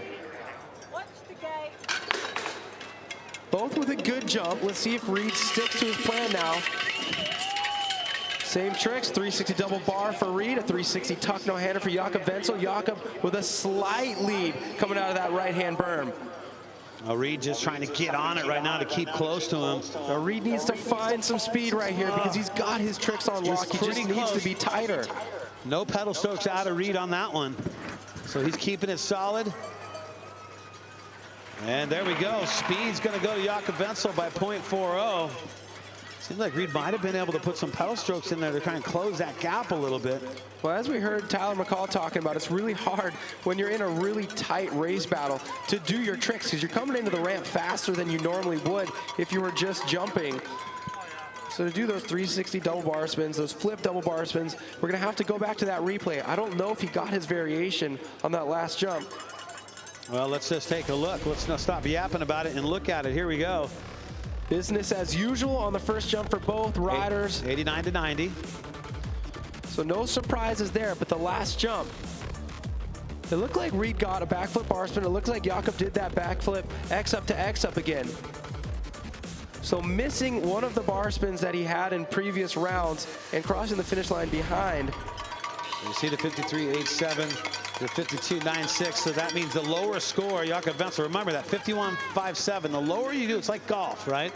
So the lower you do, the better you do, right? Exactly, because it all relates back to fast time equals low number deductions for your high score tricks. The racers now. Here we go. Bass Van Steenbergen at 0.95. He's got to make it up. Thomas Slavic, he's got the advantage. Both these guys are full-time racers. So Slavic on the left, Bass on the right. 0.95. Bass has got to make this up. Slavic with that injured left wrist. 2 broken bones in there in practice from pump track yesterday. Here we go. Well, to be honest, both these guys are kind of lucking out right now, getting bracketed together. Both racers with small tricks, so they cancel out the tricks. Basically, we saw small numbers for those point values in the first run, so this is basically a race. And in this race, Thomas Slavic, with 2 broken bones in his wrist, is leading the charge.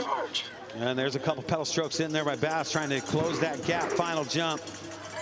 Another X up for Slavic with a knack-knack by Bass Van Steenbergen, a difference of 0.43 in favor of Thomas Slavic through the line. Well, I got to think right now, since you didn't, it comes down to when 2 racers are going on, it's all about the speed, as you just said, Cam. So I got to think at this point that's going to mean Slavic is going to be the one to move on. We'll take a look at what went down on those jumps, but Slavic should be the one going to face Jakob Wenzel in our final 4. Well, let's take a look here. Here's jump number 1. Nothing really to talk about. It looked like a toboggan from Thomas Slavic for a score of 5, but Bass actually getting rewarded for that knack-knack with a 13. 13, then an 8 to a 5 on jump number 2. But Slavic really charging with that broken wrist.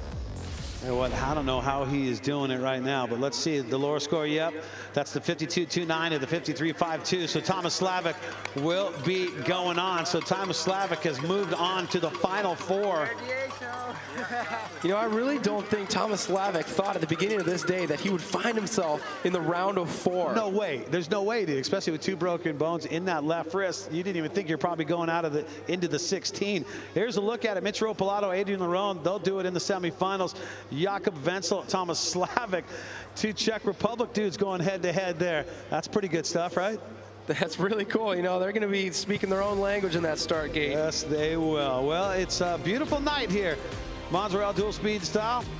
There's Adrian Lerone. Look at him. He'll go against Mitch Ropalato. And there's Jakob Wenzel. He'll face Thomas Slavic. That run. We'll be back. Final 4 coming up.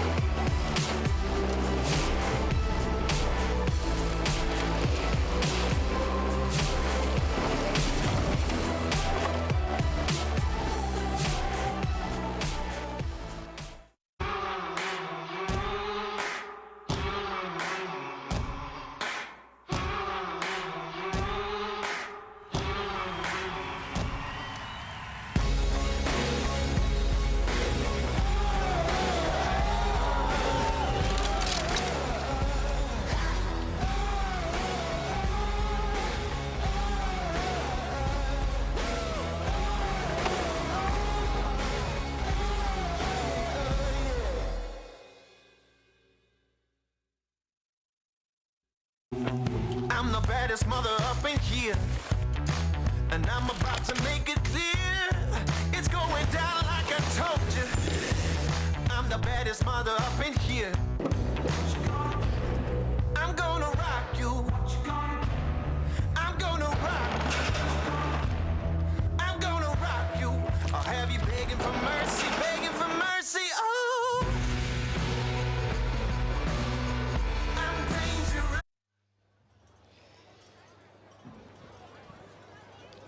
Well, we call it your Mons Royale dual speed in style here in Crankworx. We are live in New Zealand, Rotorua, New Zealand. Let's take a look. There's those couple islands right there we talked about earlier. Let's zoom in, Cam, and find out where exactly we are. There, I can see you, Cam, right there. I'm waving. Can you see me all the way from space? Well, we've started with our 16, and we've worked all the way down to our final 4 right now, and that's where we're at now. So Mitch Ropalato, he is yet to face Adrian Lerone. Well, they face each other in pump track, but this is the first time they're facing Mons Royale dual speed and style out here this week. And then you got Jakob Wenzel from the Czech Republic against Thomas Slavic from the Czech Republic. Well, Mitch and Adrian Lerone, that's going to be interesting with 2 guys with similar tricks. Excited to see them in the gate together. All right, well, we'll go up to the gate right now. Here they are. No love lost here between these two dudes. Adrian Lerone on the right now. Mitch Ropolato on the left. 100% focus. He's getting clipped in right there. You see that? He's clipped in. Flats for Ropolato. To do 360s and backflips clipped in, wow. And here we go. Looks like Ropolato made a little bit of a jump. No, they're pretty close here. Well, with the flat pedals, Ropolato still getting the whole shot there. Both of them identical flat spin 360s. Great style out of both riders. I would imagine those scores would be pretty darn similar. Mitch Ropolato coming out of that left-hand berm fast, but Adrian Lerone almost nosing ahead on the log. And you see him keeping close to those gates as we go to the final jump. Oh, 360 for Mitch and a backflip for Adrian Lerone. I gotta believe that 360's got to be looked at as maybe harder on that last jump, but we'll see what the judges say. So 0.24, that's the difference on speed. That belongs to Adrian Lerone on that one. So he was faster by not a lot, just 0.24, Cam. Well, you heard Kyle Strait whispering some words of advice to Mitch Ropolato, and it looks like Mitch was listening. Those were two perfect 360s and a flawless race run. You knew what to do. There we go. A couple knuckles from the competitors here. Mitch Ropolato, Adrian Lerone. Adrian Lerone faster. Let's look at the jumps, though. Look at that side-by-side 360s. Straight to the pedals, and there was identical scores. But this did separate this a little bit. Yeah, oh, 48. So Mitch Ropolato scored a little lower on that last one. So obviously, that means Adrian Lerone with a 50 and a 50 and Mitch with a 50 and a 48. Adrian Lerone's going to have the advantage. Well, that's pretty interesting right there. Very, very tight on time and scores. So 0.27 the difference between those guys, and they'll head back up top and they'll get her done again. Good sportsmanship out of our two competitors out here.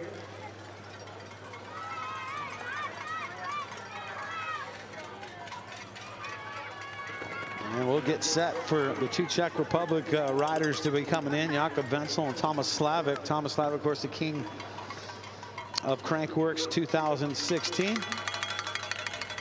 World-class competition going on here on all of our broadcasts. That kid just scared the heck out of me.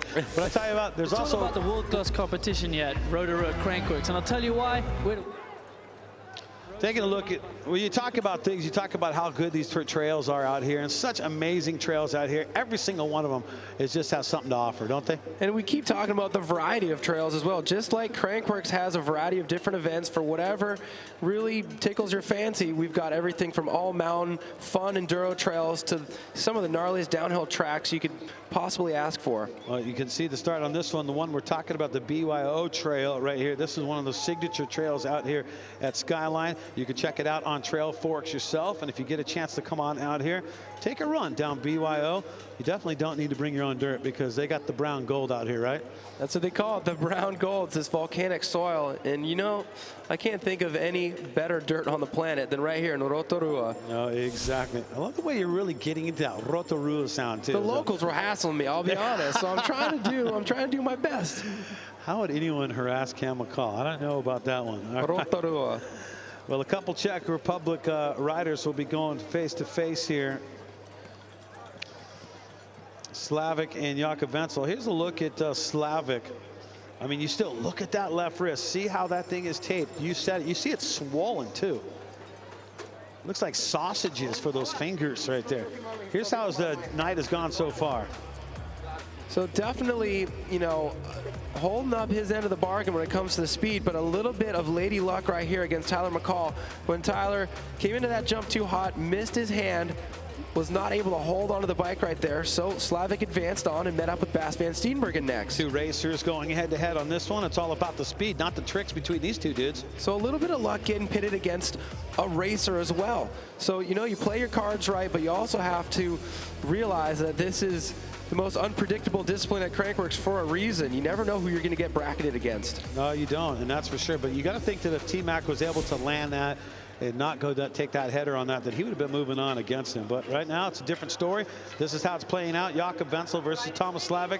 Czech Republic versus Czech Republic. Here we go. Well, fans tuning in online from the Czech Republic have to be on the edge of their seat right now. 360 tuck no hander from Jakob Wenzel. Again, it looked like a toboggan from Thomas Slavik. Thomas with a nice lead, but Jakob definitely staying close to him. Well, you can see him kind of losing that space right there. So now Slavic with a big advantage on speed-wise. Jakob, you know he's got him on tricks. Can he get something big in here? Look at that. Wow. Oh, that backflip triple X up again. That gave him a 92 when he pulled it out earlier. So he knew what he had to do. If there was ever a time to go for your most high-scoring trick, that was it right there. Well, 1.63 when we talk speed. When we talk about Thomas Slavic, because the king of Crankworx for 2016 is one fast mo. Well, this one's going to be really interesting to see once they crunch the numbers. The 360 tuck no-hander.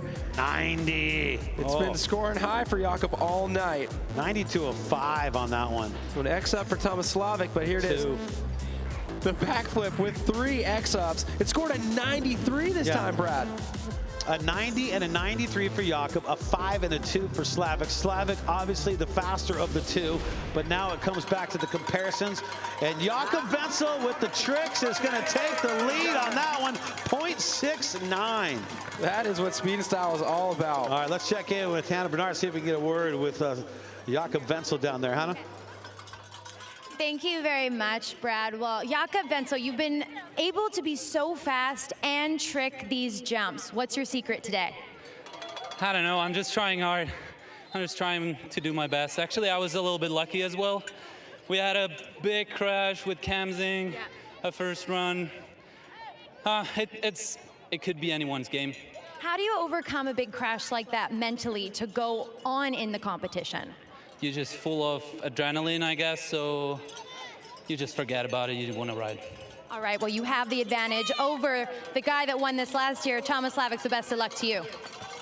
It's all about, you know, in Canadian terms, keep your stick on the ice, keep your focus going, and that's exactly what he has done so far. Taking a look at the brackets once again. Remember, the names in yellow means they have the advantage. Adrian Lerone over Mitch Ropalato, and Jakob Wenzel over Thomas Slavic with the advantage there. And Jakob, he's got the tricks for days out here today. And a whole lot of speed, too. To be that close to somebody like Thomas Slavic, he's got the full package out here in 2017.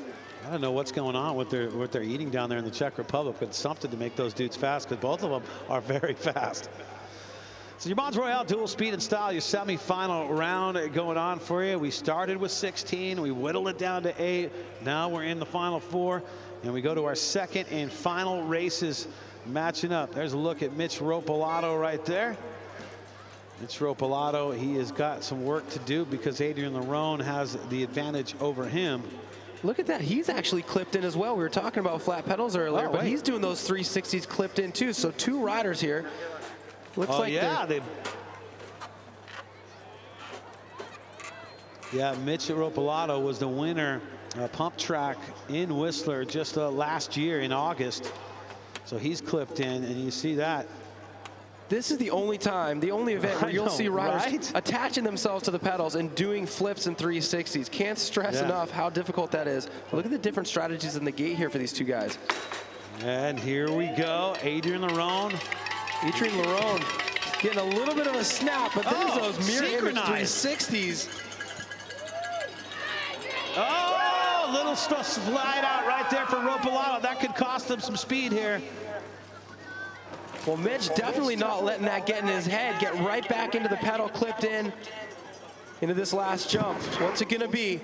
Oh, a front flip for Mitch Ropalato. You've got to be kidding me. Where did that come from? Wow. Are you kidding me? Mitch Ropalato clipped into his 27.5 trail bike, knowing that he had some speed to make up, going for the front flip on the last jump. Oh my goodness. Man, it's got to be a year since he's done that. And to do it under these circumstances, high pressure on that bike, how impressive.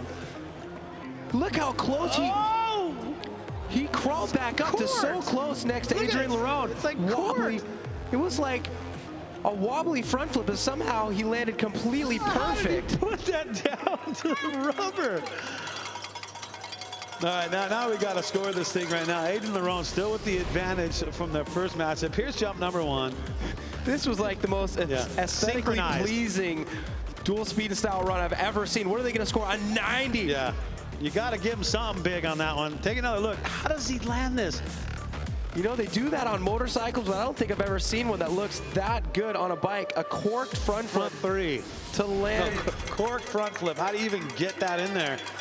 So Adrian Lerone, I mean, Mitch Ropolato gave it his best. Put your hands together for that, but Adrian Lerone, he's going on.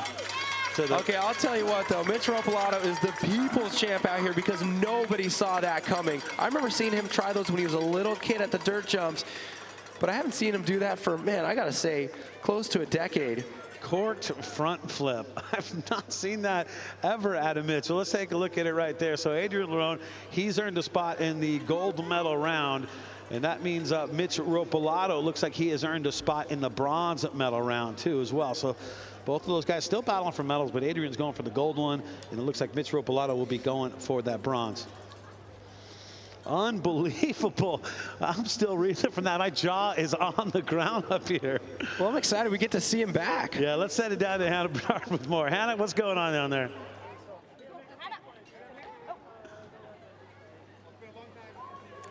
Hey, thank you very much, Brad. Well, something that we always like to talk about in the Mons Royale dual speed and style is the difference between the two courses, red and blue.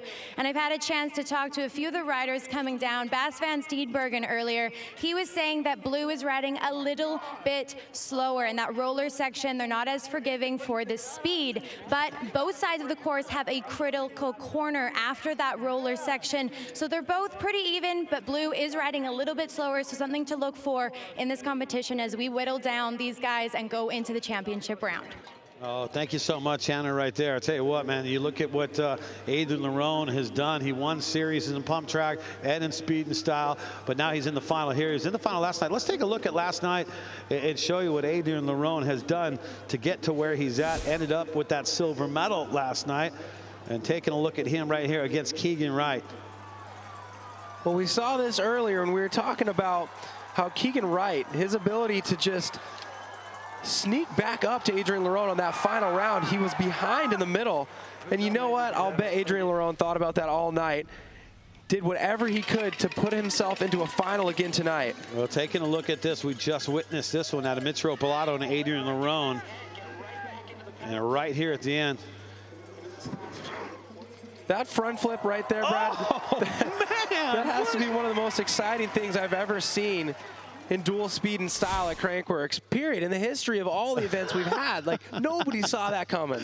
Well, nobody saw that at all coming, and it seems like Mitch Ropolato has just been kind of unleashing things as he needed to. And you know what? That wasn't enough to get him in there. But remember, he also had a bobble in that run. So if he didn't have that bobble in some of those S-turns, maybe he could have came back and landed that corked front flip. He might have been able to move on. And guess what's exciting? He gets to go through to the bronze medal round, so that's not the last. We'll see of Mitch Ropolato tonight. Thank goodness right there, because I want to see more of that dude. Adrian Lerone, he's going to battle out the gold medal round, and then Mitch Ropolato will be battling out in the bronze medal round. Well, who are they going to face? Who's facing off? Well, these two guys are going to determine that right now, and they're both from the Czech Republic. That man in front, Jakob Wenzel. He's got a lot of tricks, and he's fast.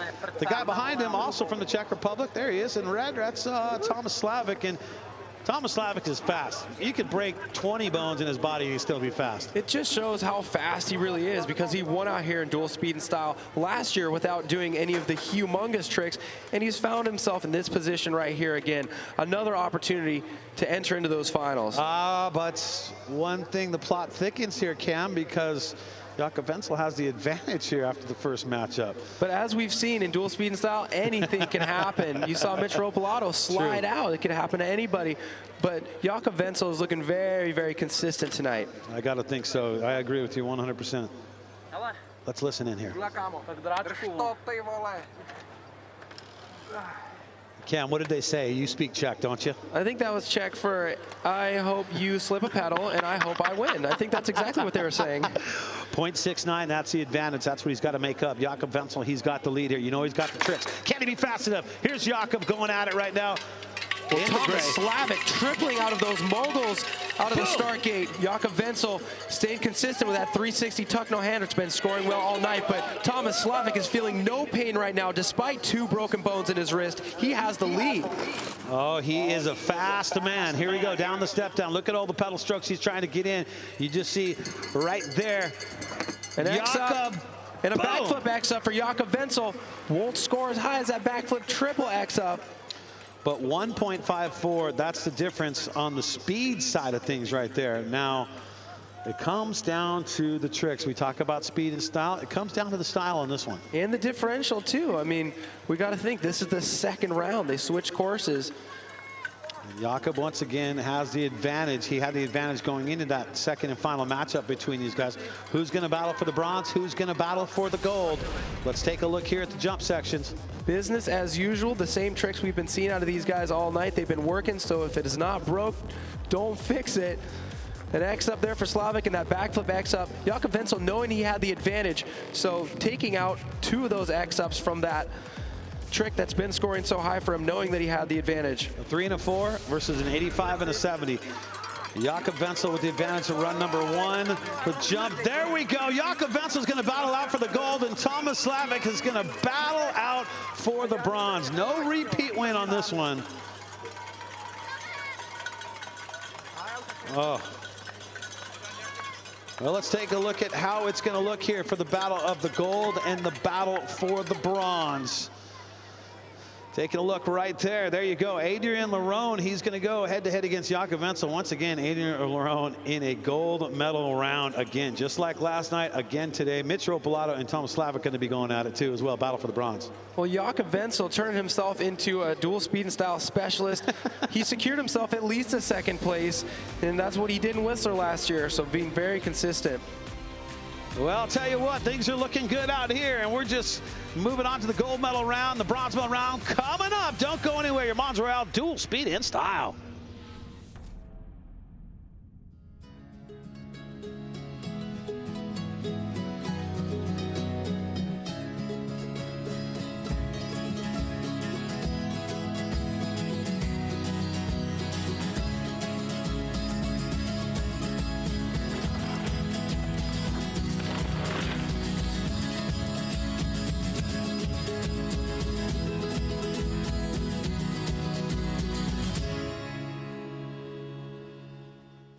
Our people have been showing visitors around this place for generations. Today we can show you things our tipuna would never have dreamed of.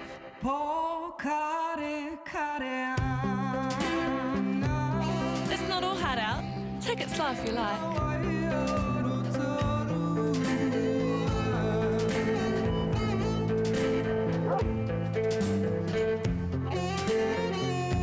Visit online first to see what you haven't seen in Rotorua. Drop it.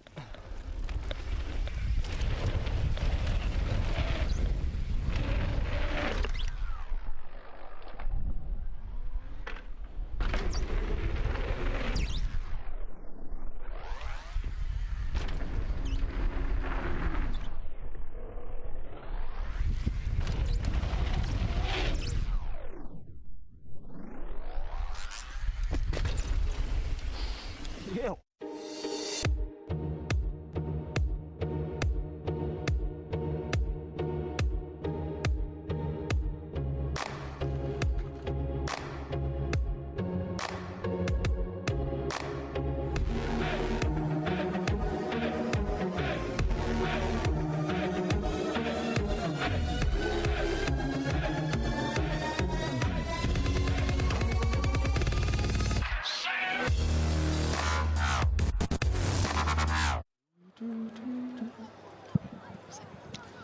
Mons Royale dual speed in style. Man, it's been an amazing competition to get to the point where we're at. Well, now we are in the battle for the bronze medal round and the battle for the gold medal round. There you go. You can see the battle for the bronze. That's going to be Mitch Ropalato versus the king of Crankworx in 2016. Thomas Slavic defending that title. They're going to battle out for bronze. Jakob Wenzel going against Adrian Lerone. Adrian Lerone yet battling it out for gold again like he did last night. What? This is Groundhog's Day or something. Adrian Lerone in another final just 24 hours later. Bronze medal round here. There's a good look at Mitch Ropalato surprising everyone with that corked front flip. But speaking of surprising, tell you what, This will surprise you right here. Take a look. There it is right there. This is one of those moments that we're going to probably be talking about for years. It's something that only happens in dual speed and style when you get a rider stepping that far outside of their comfort zone. A racer who has some history of tricks, digging back deep into the archives and figuring out a way to do it again. Is he trying to go with just a straight fronty, or is he really trying that cork fronty? Did that one get away from him and he got lucky, or was that the planned situation there? I mean, you would know more than anyone, Cam. You know, I got to think, because he doesn't do them on a daily basis, he was probably thinking, let me just do a front flip. And, you know, Mitch Rotorua, being a very stylish guy, when he does a front flip, it's going to be stylish too. Well, I'm wondering right now, you can see Adrian Lerone, he is coming back up, getting ready to go for the gold. But right now, before we get to that, we got the bronze medal round here with Mitch Rotorua and Thomas Slavic. Now, if you're Mitch Rotorua, what's your game plan here? Because Slavic is fast, Rotorua fast. Slavic doesn't have the tricks, and Rotorua got a few of them. Does he just stay with those threes that he was doing? It depends on how the race run was, because if you remember back to that run where he did the front flip, he slid out in that berm, and he was fighting, you know, from the ropes. He had to make up some time, but he also had to do a way better trick than what he'd been doing before. So it kind of depends on what situation he's in once he gets to that last jump. Well, a lot of people are wondering how is the course running, what's going on out there. Is one's faster than the other? Let's send it down to Hannah with a course report to find out more. Hannah, what's going on down there?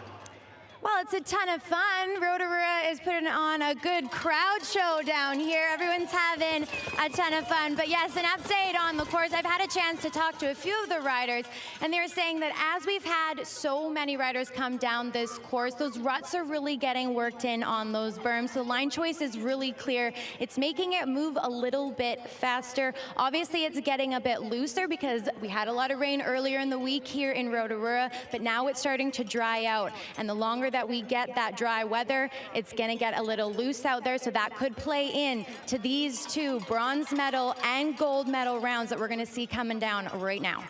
Oh, thank you so much, Hannah, right there. Yeah, and you know, a lot of people who are not here watching us at home, they don't realize how much rain that we had going into this competition, but the sky's cleared up, the sun is kind of baked on the course, and things are getting ready for these two dudes right here. Thomas Slavic on the right, all smiles. Look at these guys. I didn't have to think about it until I got to the lift, so it's like just throwing shit on the wall and stuck. Gotta go, gotta go, gotta go. Yeah, Thomas, you do got to go. Get on up there, buddy.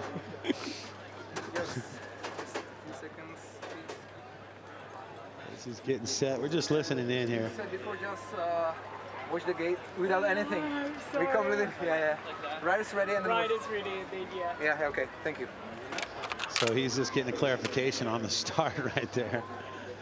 Well, I mean, he's been racing all day. I think he knows the format by now. Well, that's the way racers do, is they time it off the starter. And so he's just making sure that it's consistent. He knows at what point he's got to be ready for that gate to drop. Battle for the bronze. Thomas Slavic on the right, Mitch Rotorua green on the left. First matchup for the battle of bronze. Here we go. Looks like Slavic with the jump here. Well, it looks like Mitch actually got to that jump first. That 360 was as perfect as ever. Slavic with another toboggan, putting that hand on the seat.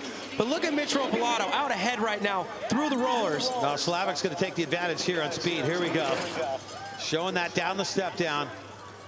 Keeping it tight to the gates. Got one more jump to go. There it is, that nice 360 from Mitch Rotorua. Smart move, Mitch. I like that.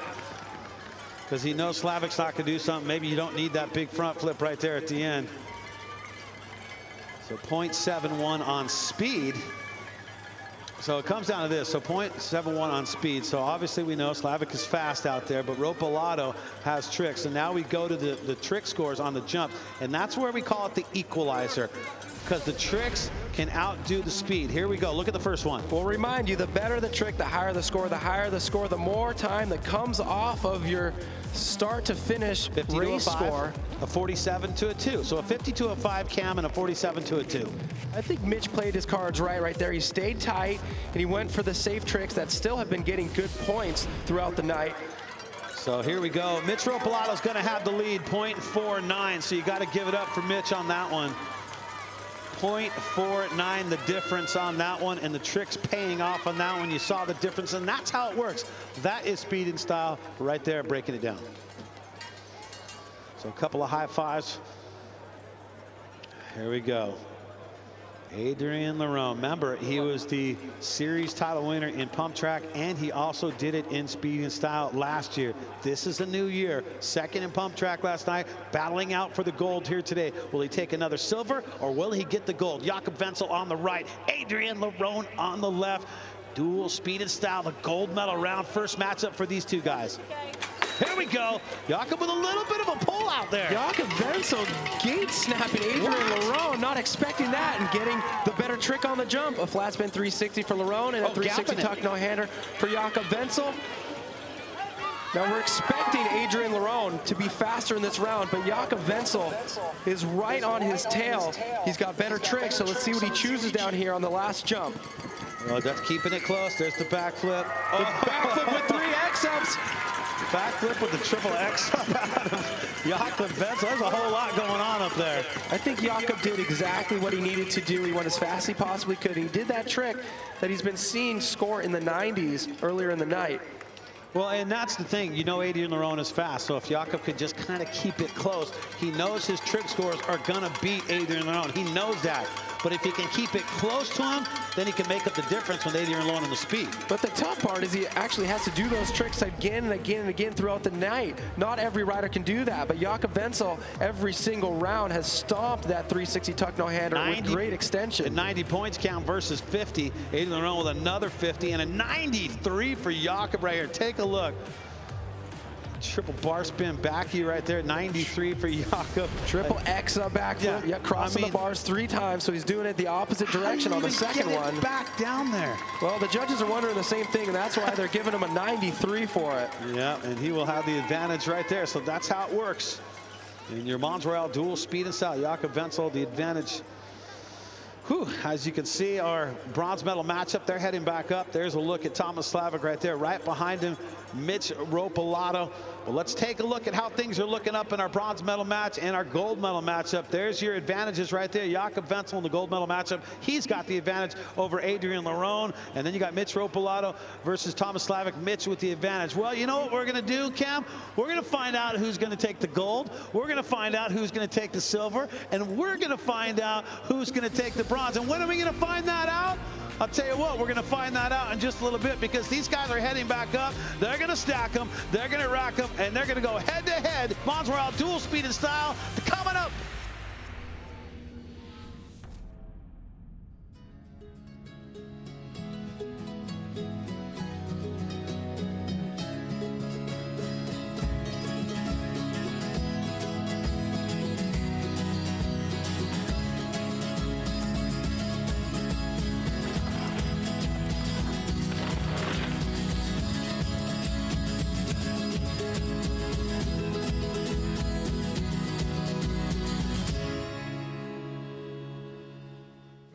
Our people have been showing visitors around this place for generations.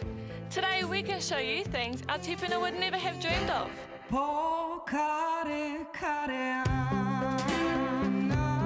It's not all hard out. Take it slow if you like.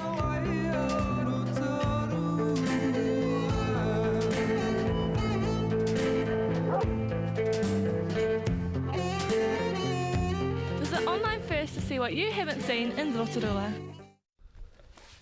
Drop it.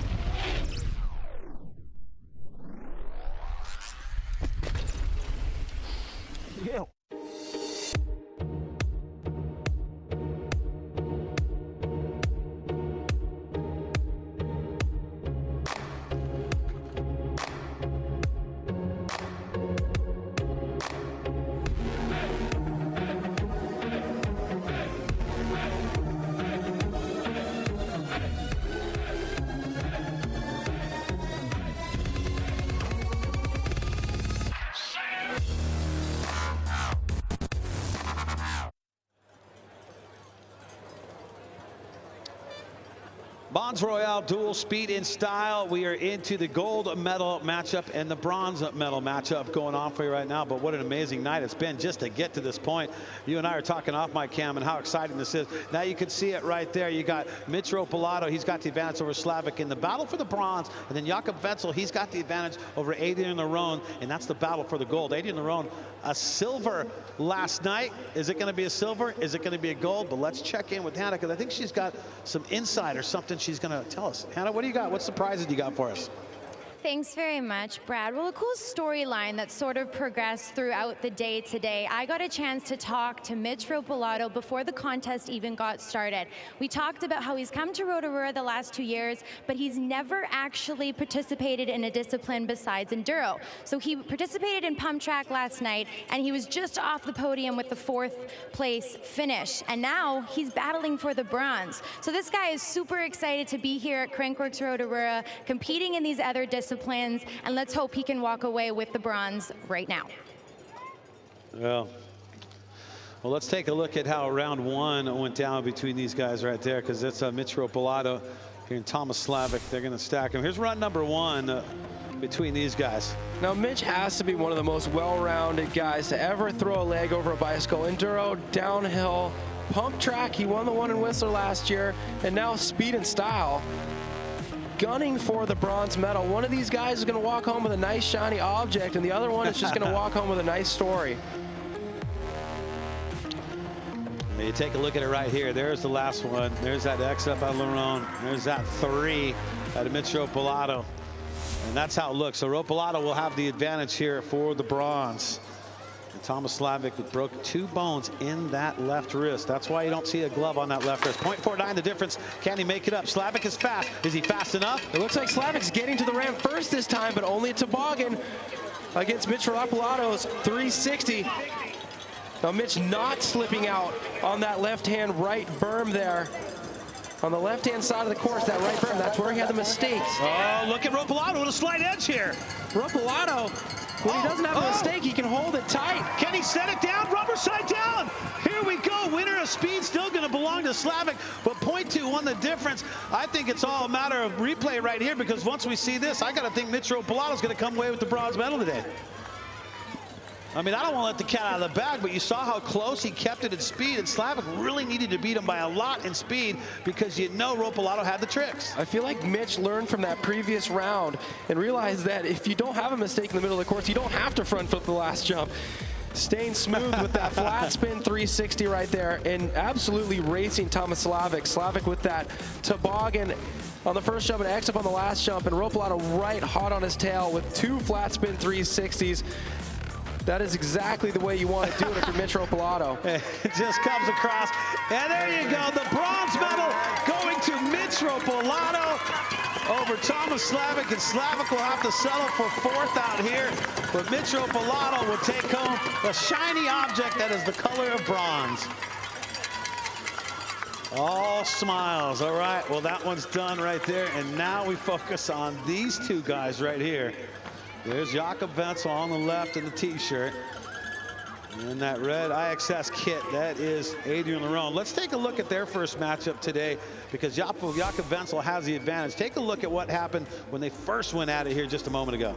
Well, Jakob, I swear you could watch any of his runs from this entire event and you wouldn't be able to tell which one is which. He's been so consistent. I don't remember him having any mistakes on the race portions of the course, and he's been doing that backflip triple X up on the last jump with that 360 tuck no header on the first. He's poised to take it, but he's got a tough challenger here in Adrian Lerone. Boy, this is for everything right here. Adrian Lerone, the winner of the series last year in speed and style. Jakob Wenzel on the left, Adrian Lerone on the right. Here we go, final race, the battle for the gold. Jakob snapping Thomas Slavik, or Adrian Lerone, pardon me, once again. Those same tricks we saw in the previous rounds. But look at that, Jakob Wenzel ahead right now, but things usually change once they get to this left-hander. Yeah, Adrian Lerone's going to have the advantage on speed. Yeah, we know that. Down the step down first, it's Adrian Lerone. Around the gates, Jakob Wenzel, what he's got on this last jump here for us. Well, he's close enough, and if he gets that backflip triple X up, he didn't. He got the backflip X up. Oh, wait a minute here. So 0.79 is what he had the advantage on that first one, but he scaled back on that last jump without that triple X up on that. but he was really close. He did keep it close to Adrian Lerone. Now it comes down to this. Man, the judges, boy, do they got their work cut out for you on this one. There's Mitropoulato and Slavic in the back. They're wondering too as well. Does Adrian Lerone come away with yet another second place finish? We see Jakob Wenzel doesn't look like he has it. He's kicking himself right now for not getting 3 X-ups in that backflip, but he did get extension on that 360 tuck no-hander.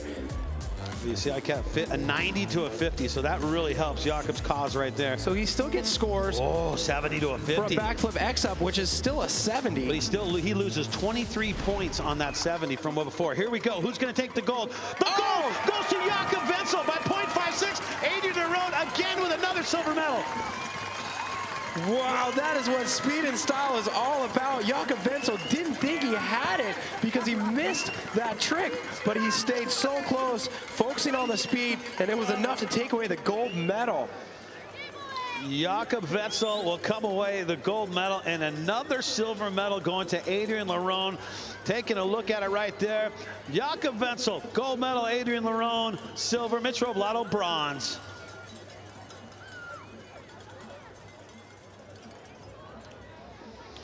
It is time to check in with Hannah. Hannah, how much mayhem is going on down there? All right, guys, the guy that has been so consistent all night long. You got the silver in Whistler last year, and now you're walking away with the gold. Jakob, how does it feel? I can't believe that. It was so tough. Every single rider here did a great job. Racers and trick guys as well. Big shout out to all the guys. So happy that they worked. Can't be happier.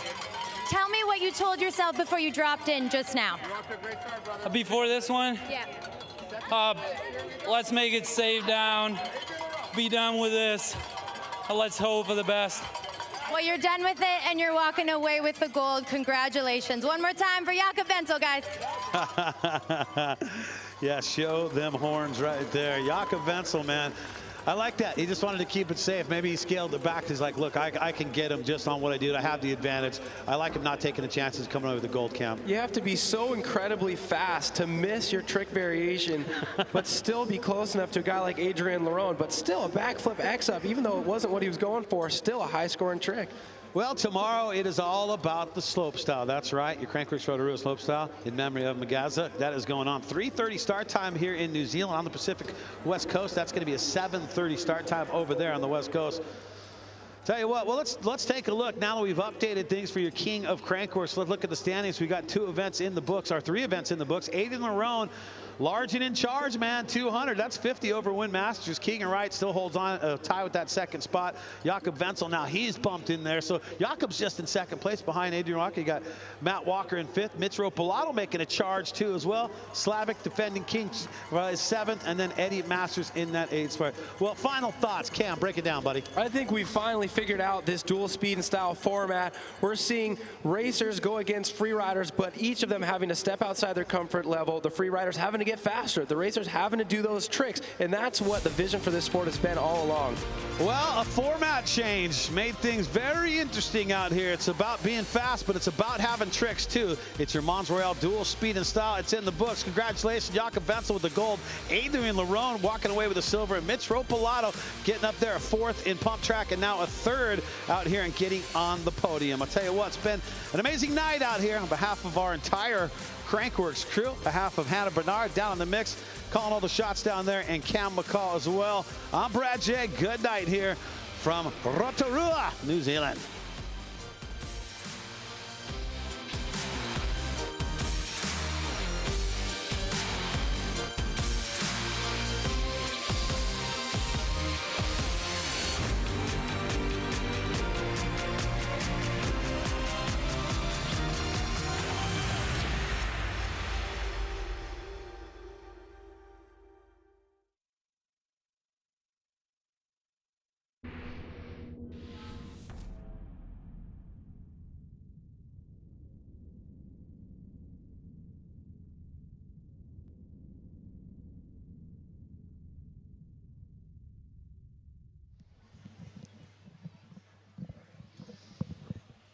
Yeah. I was told it starts right after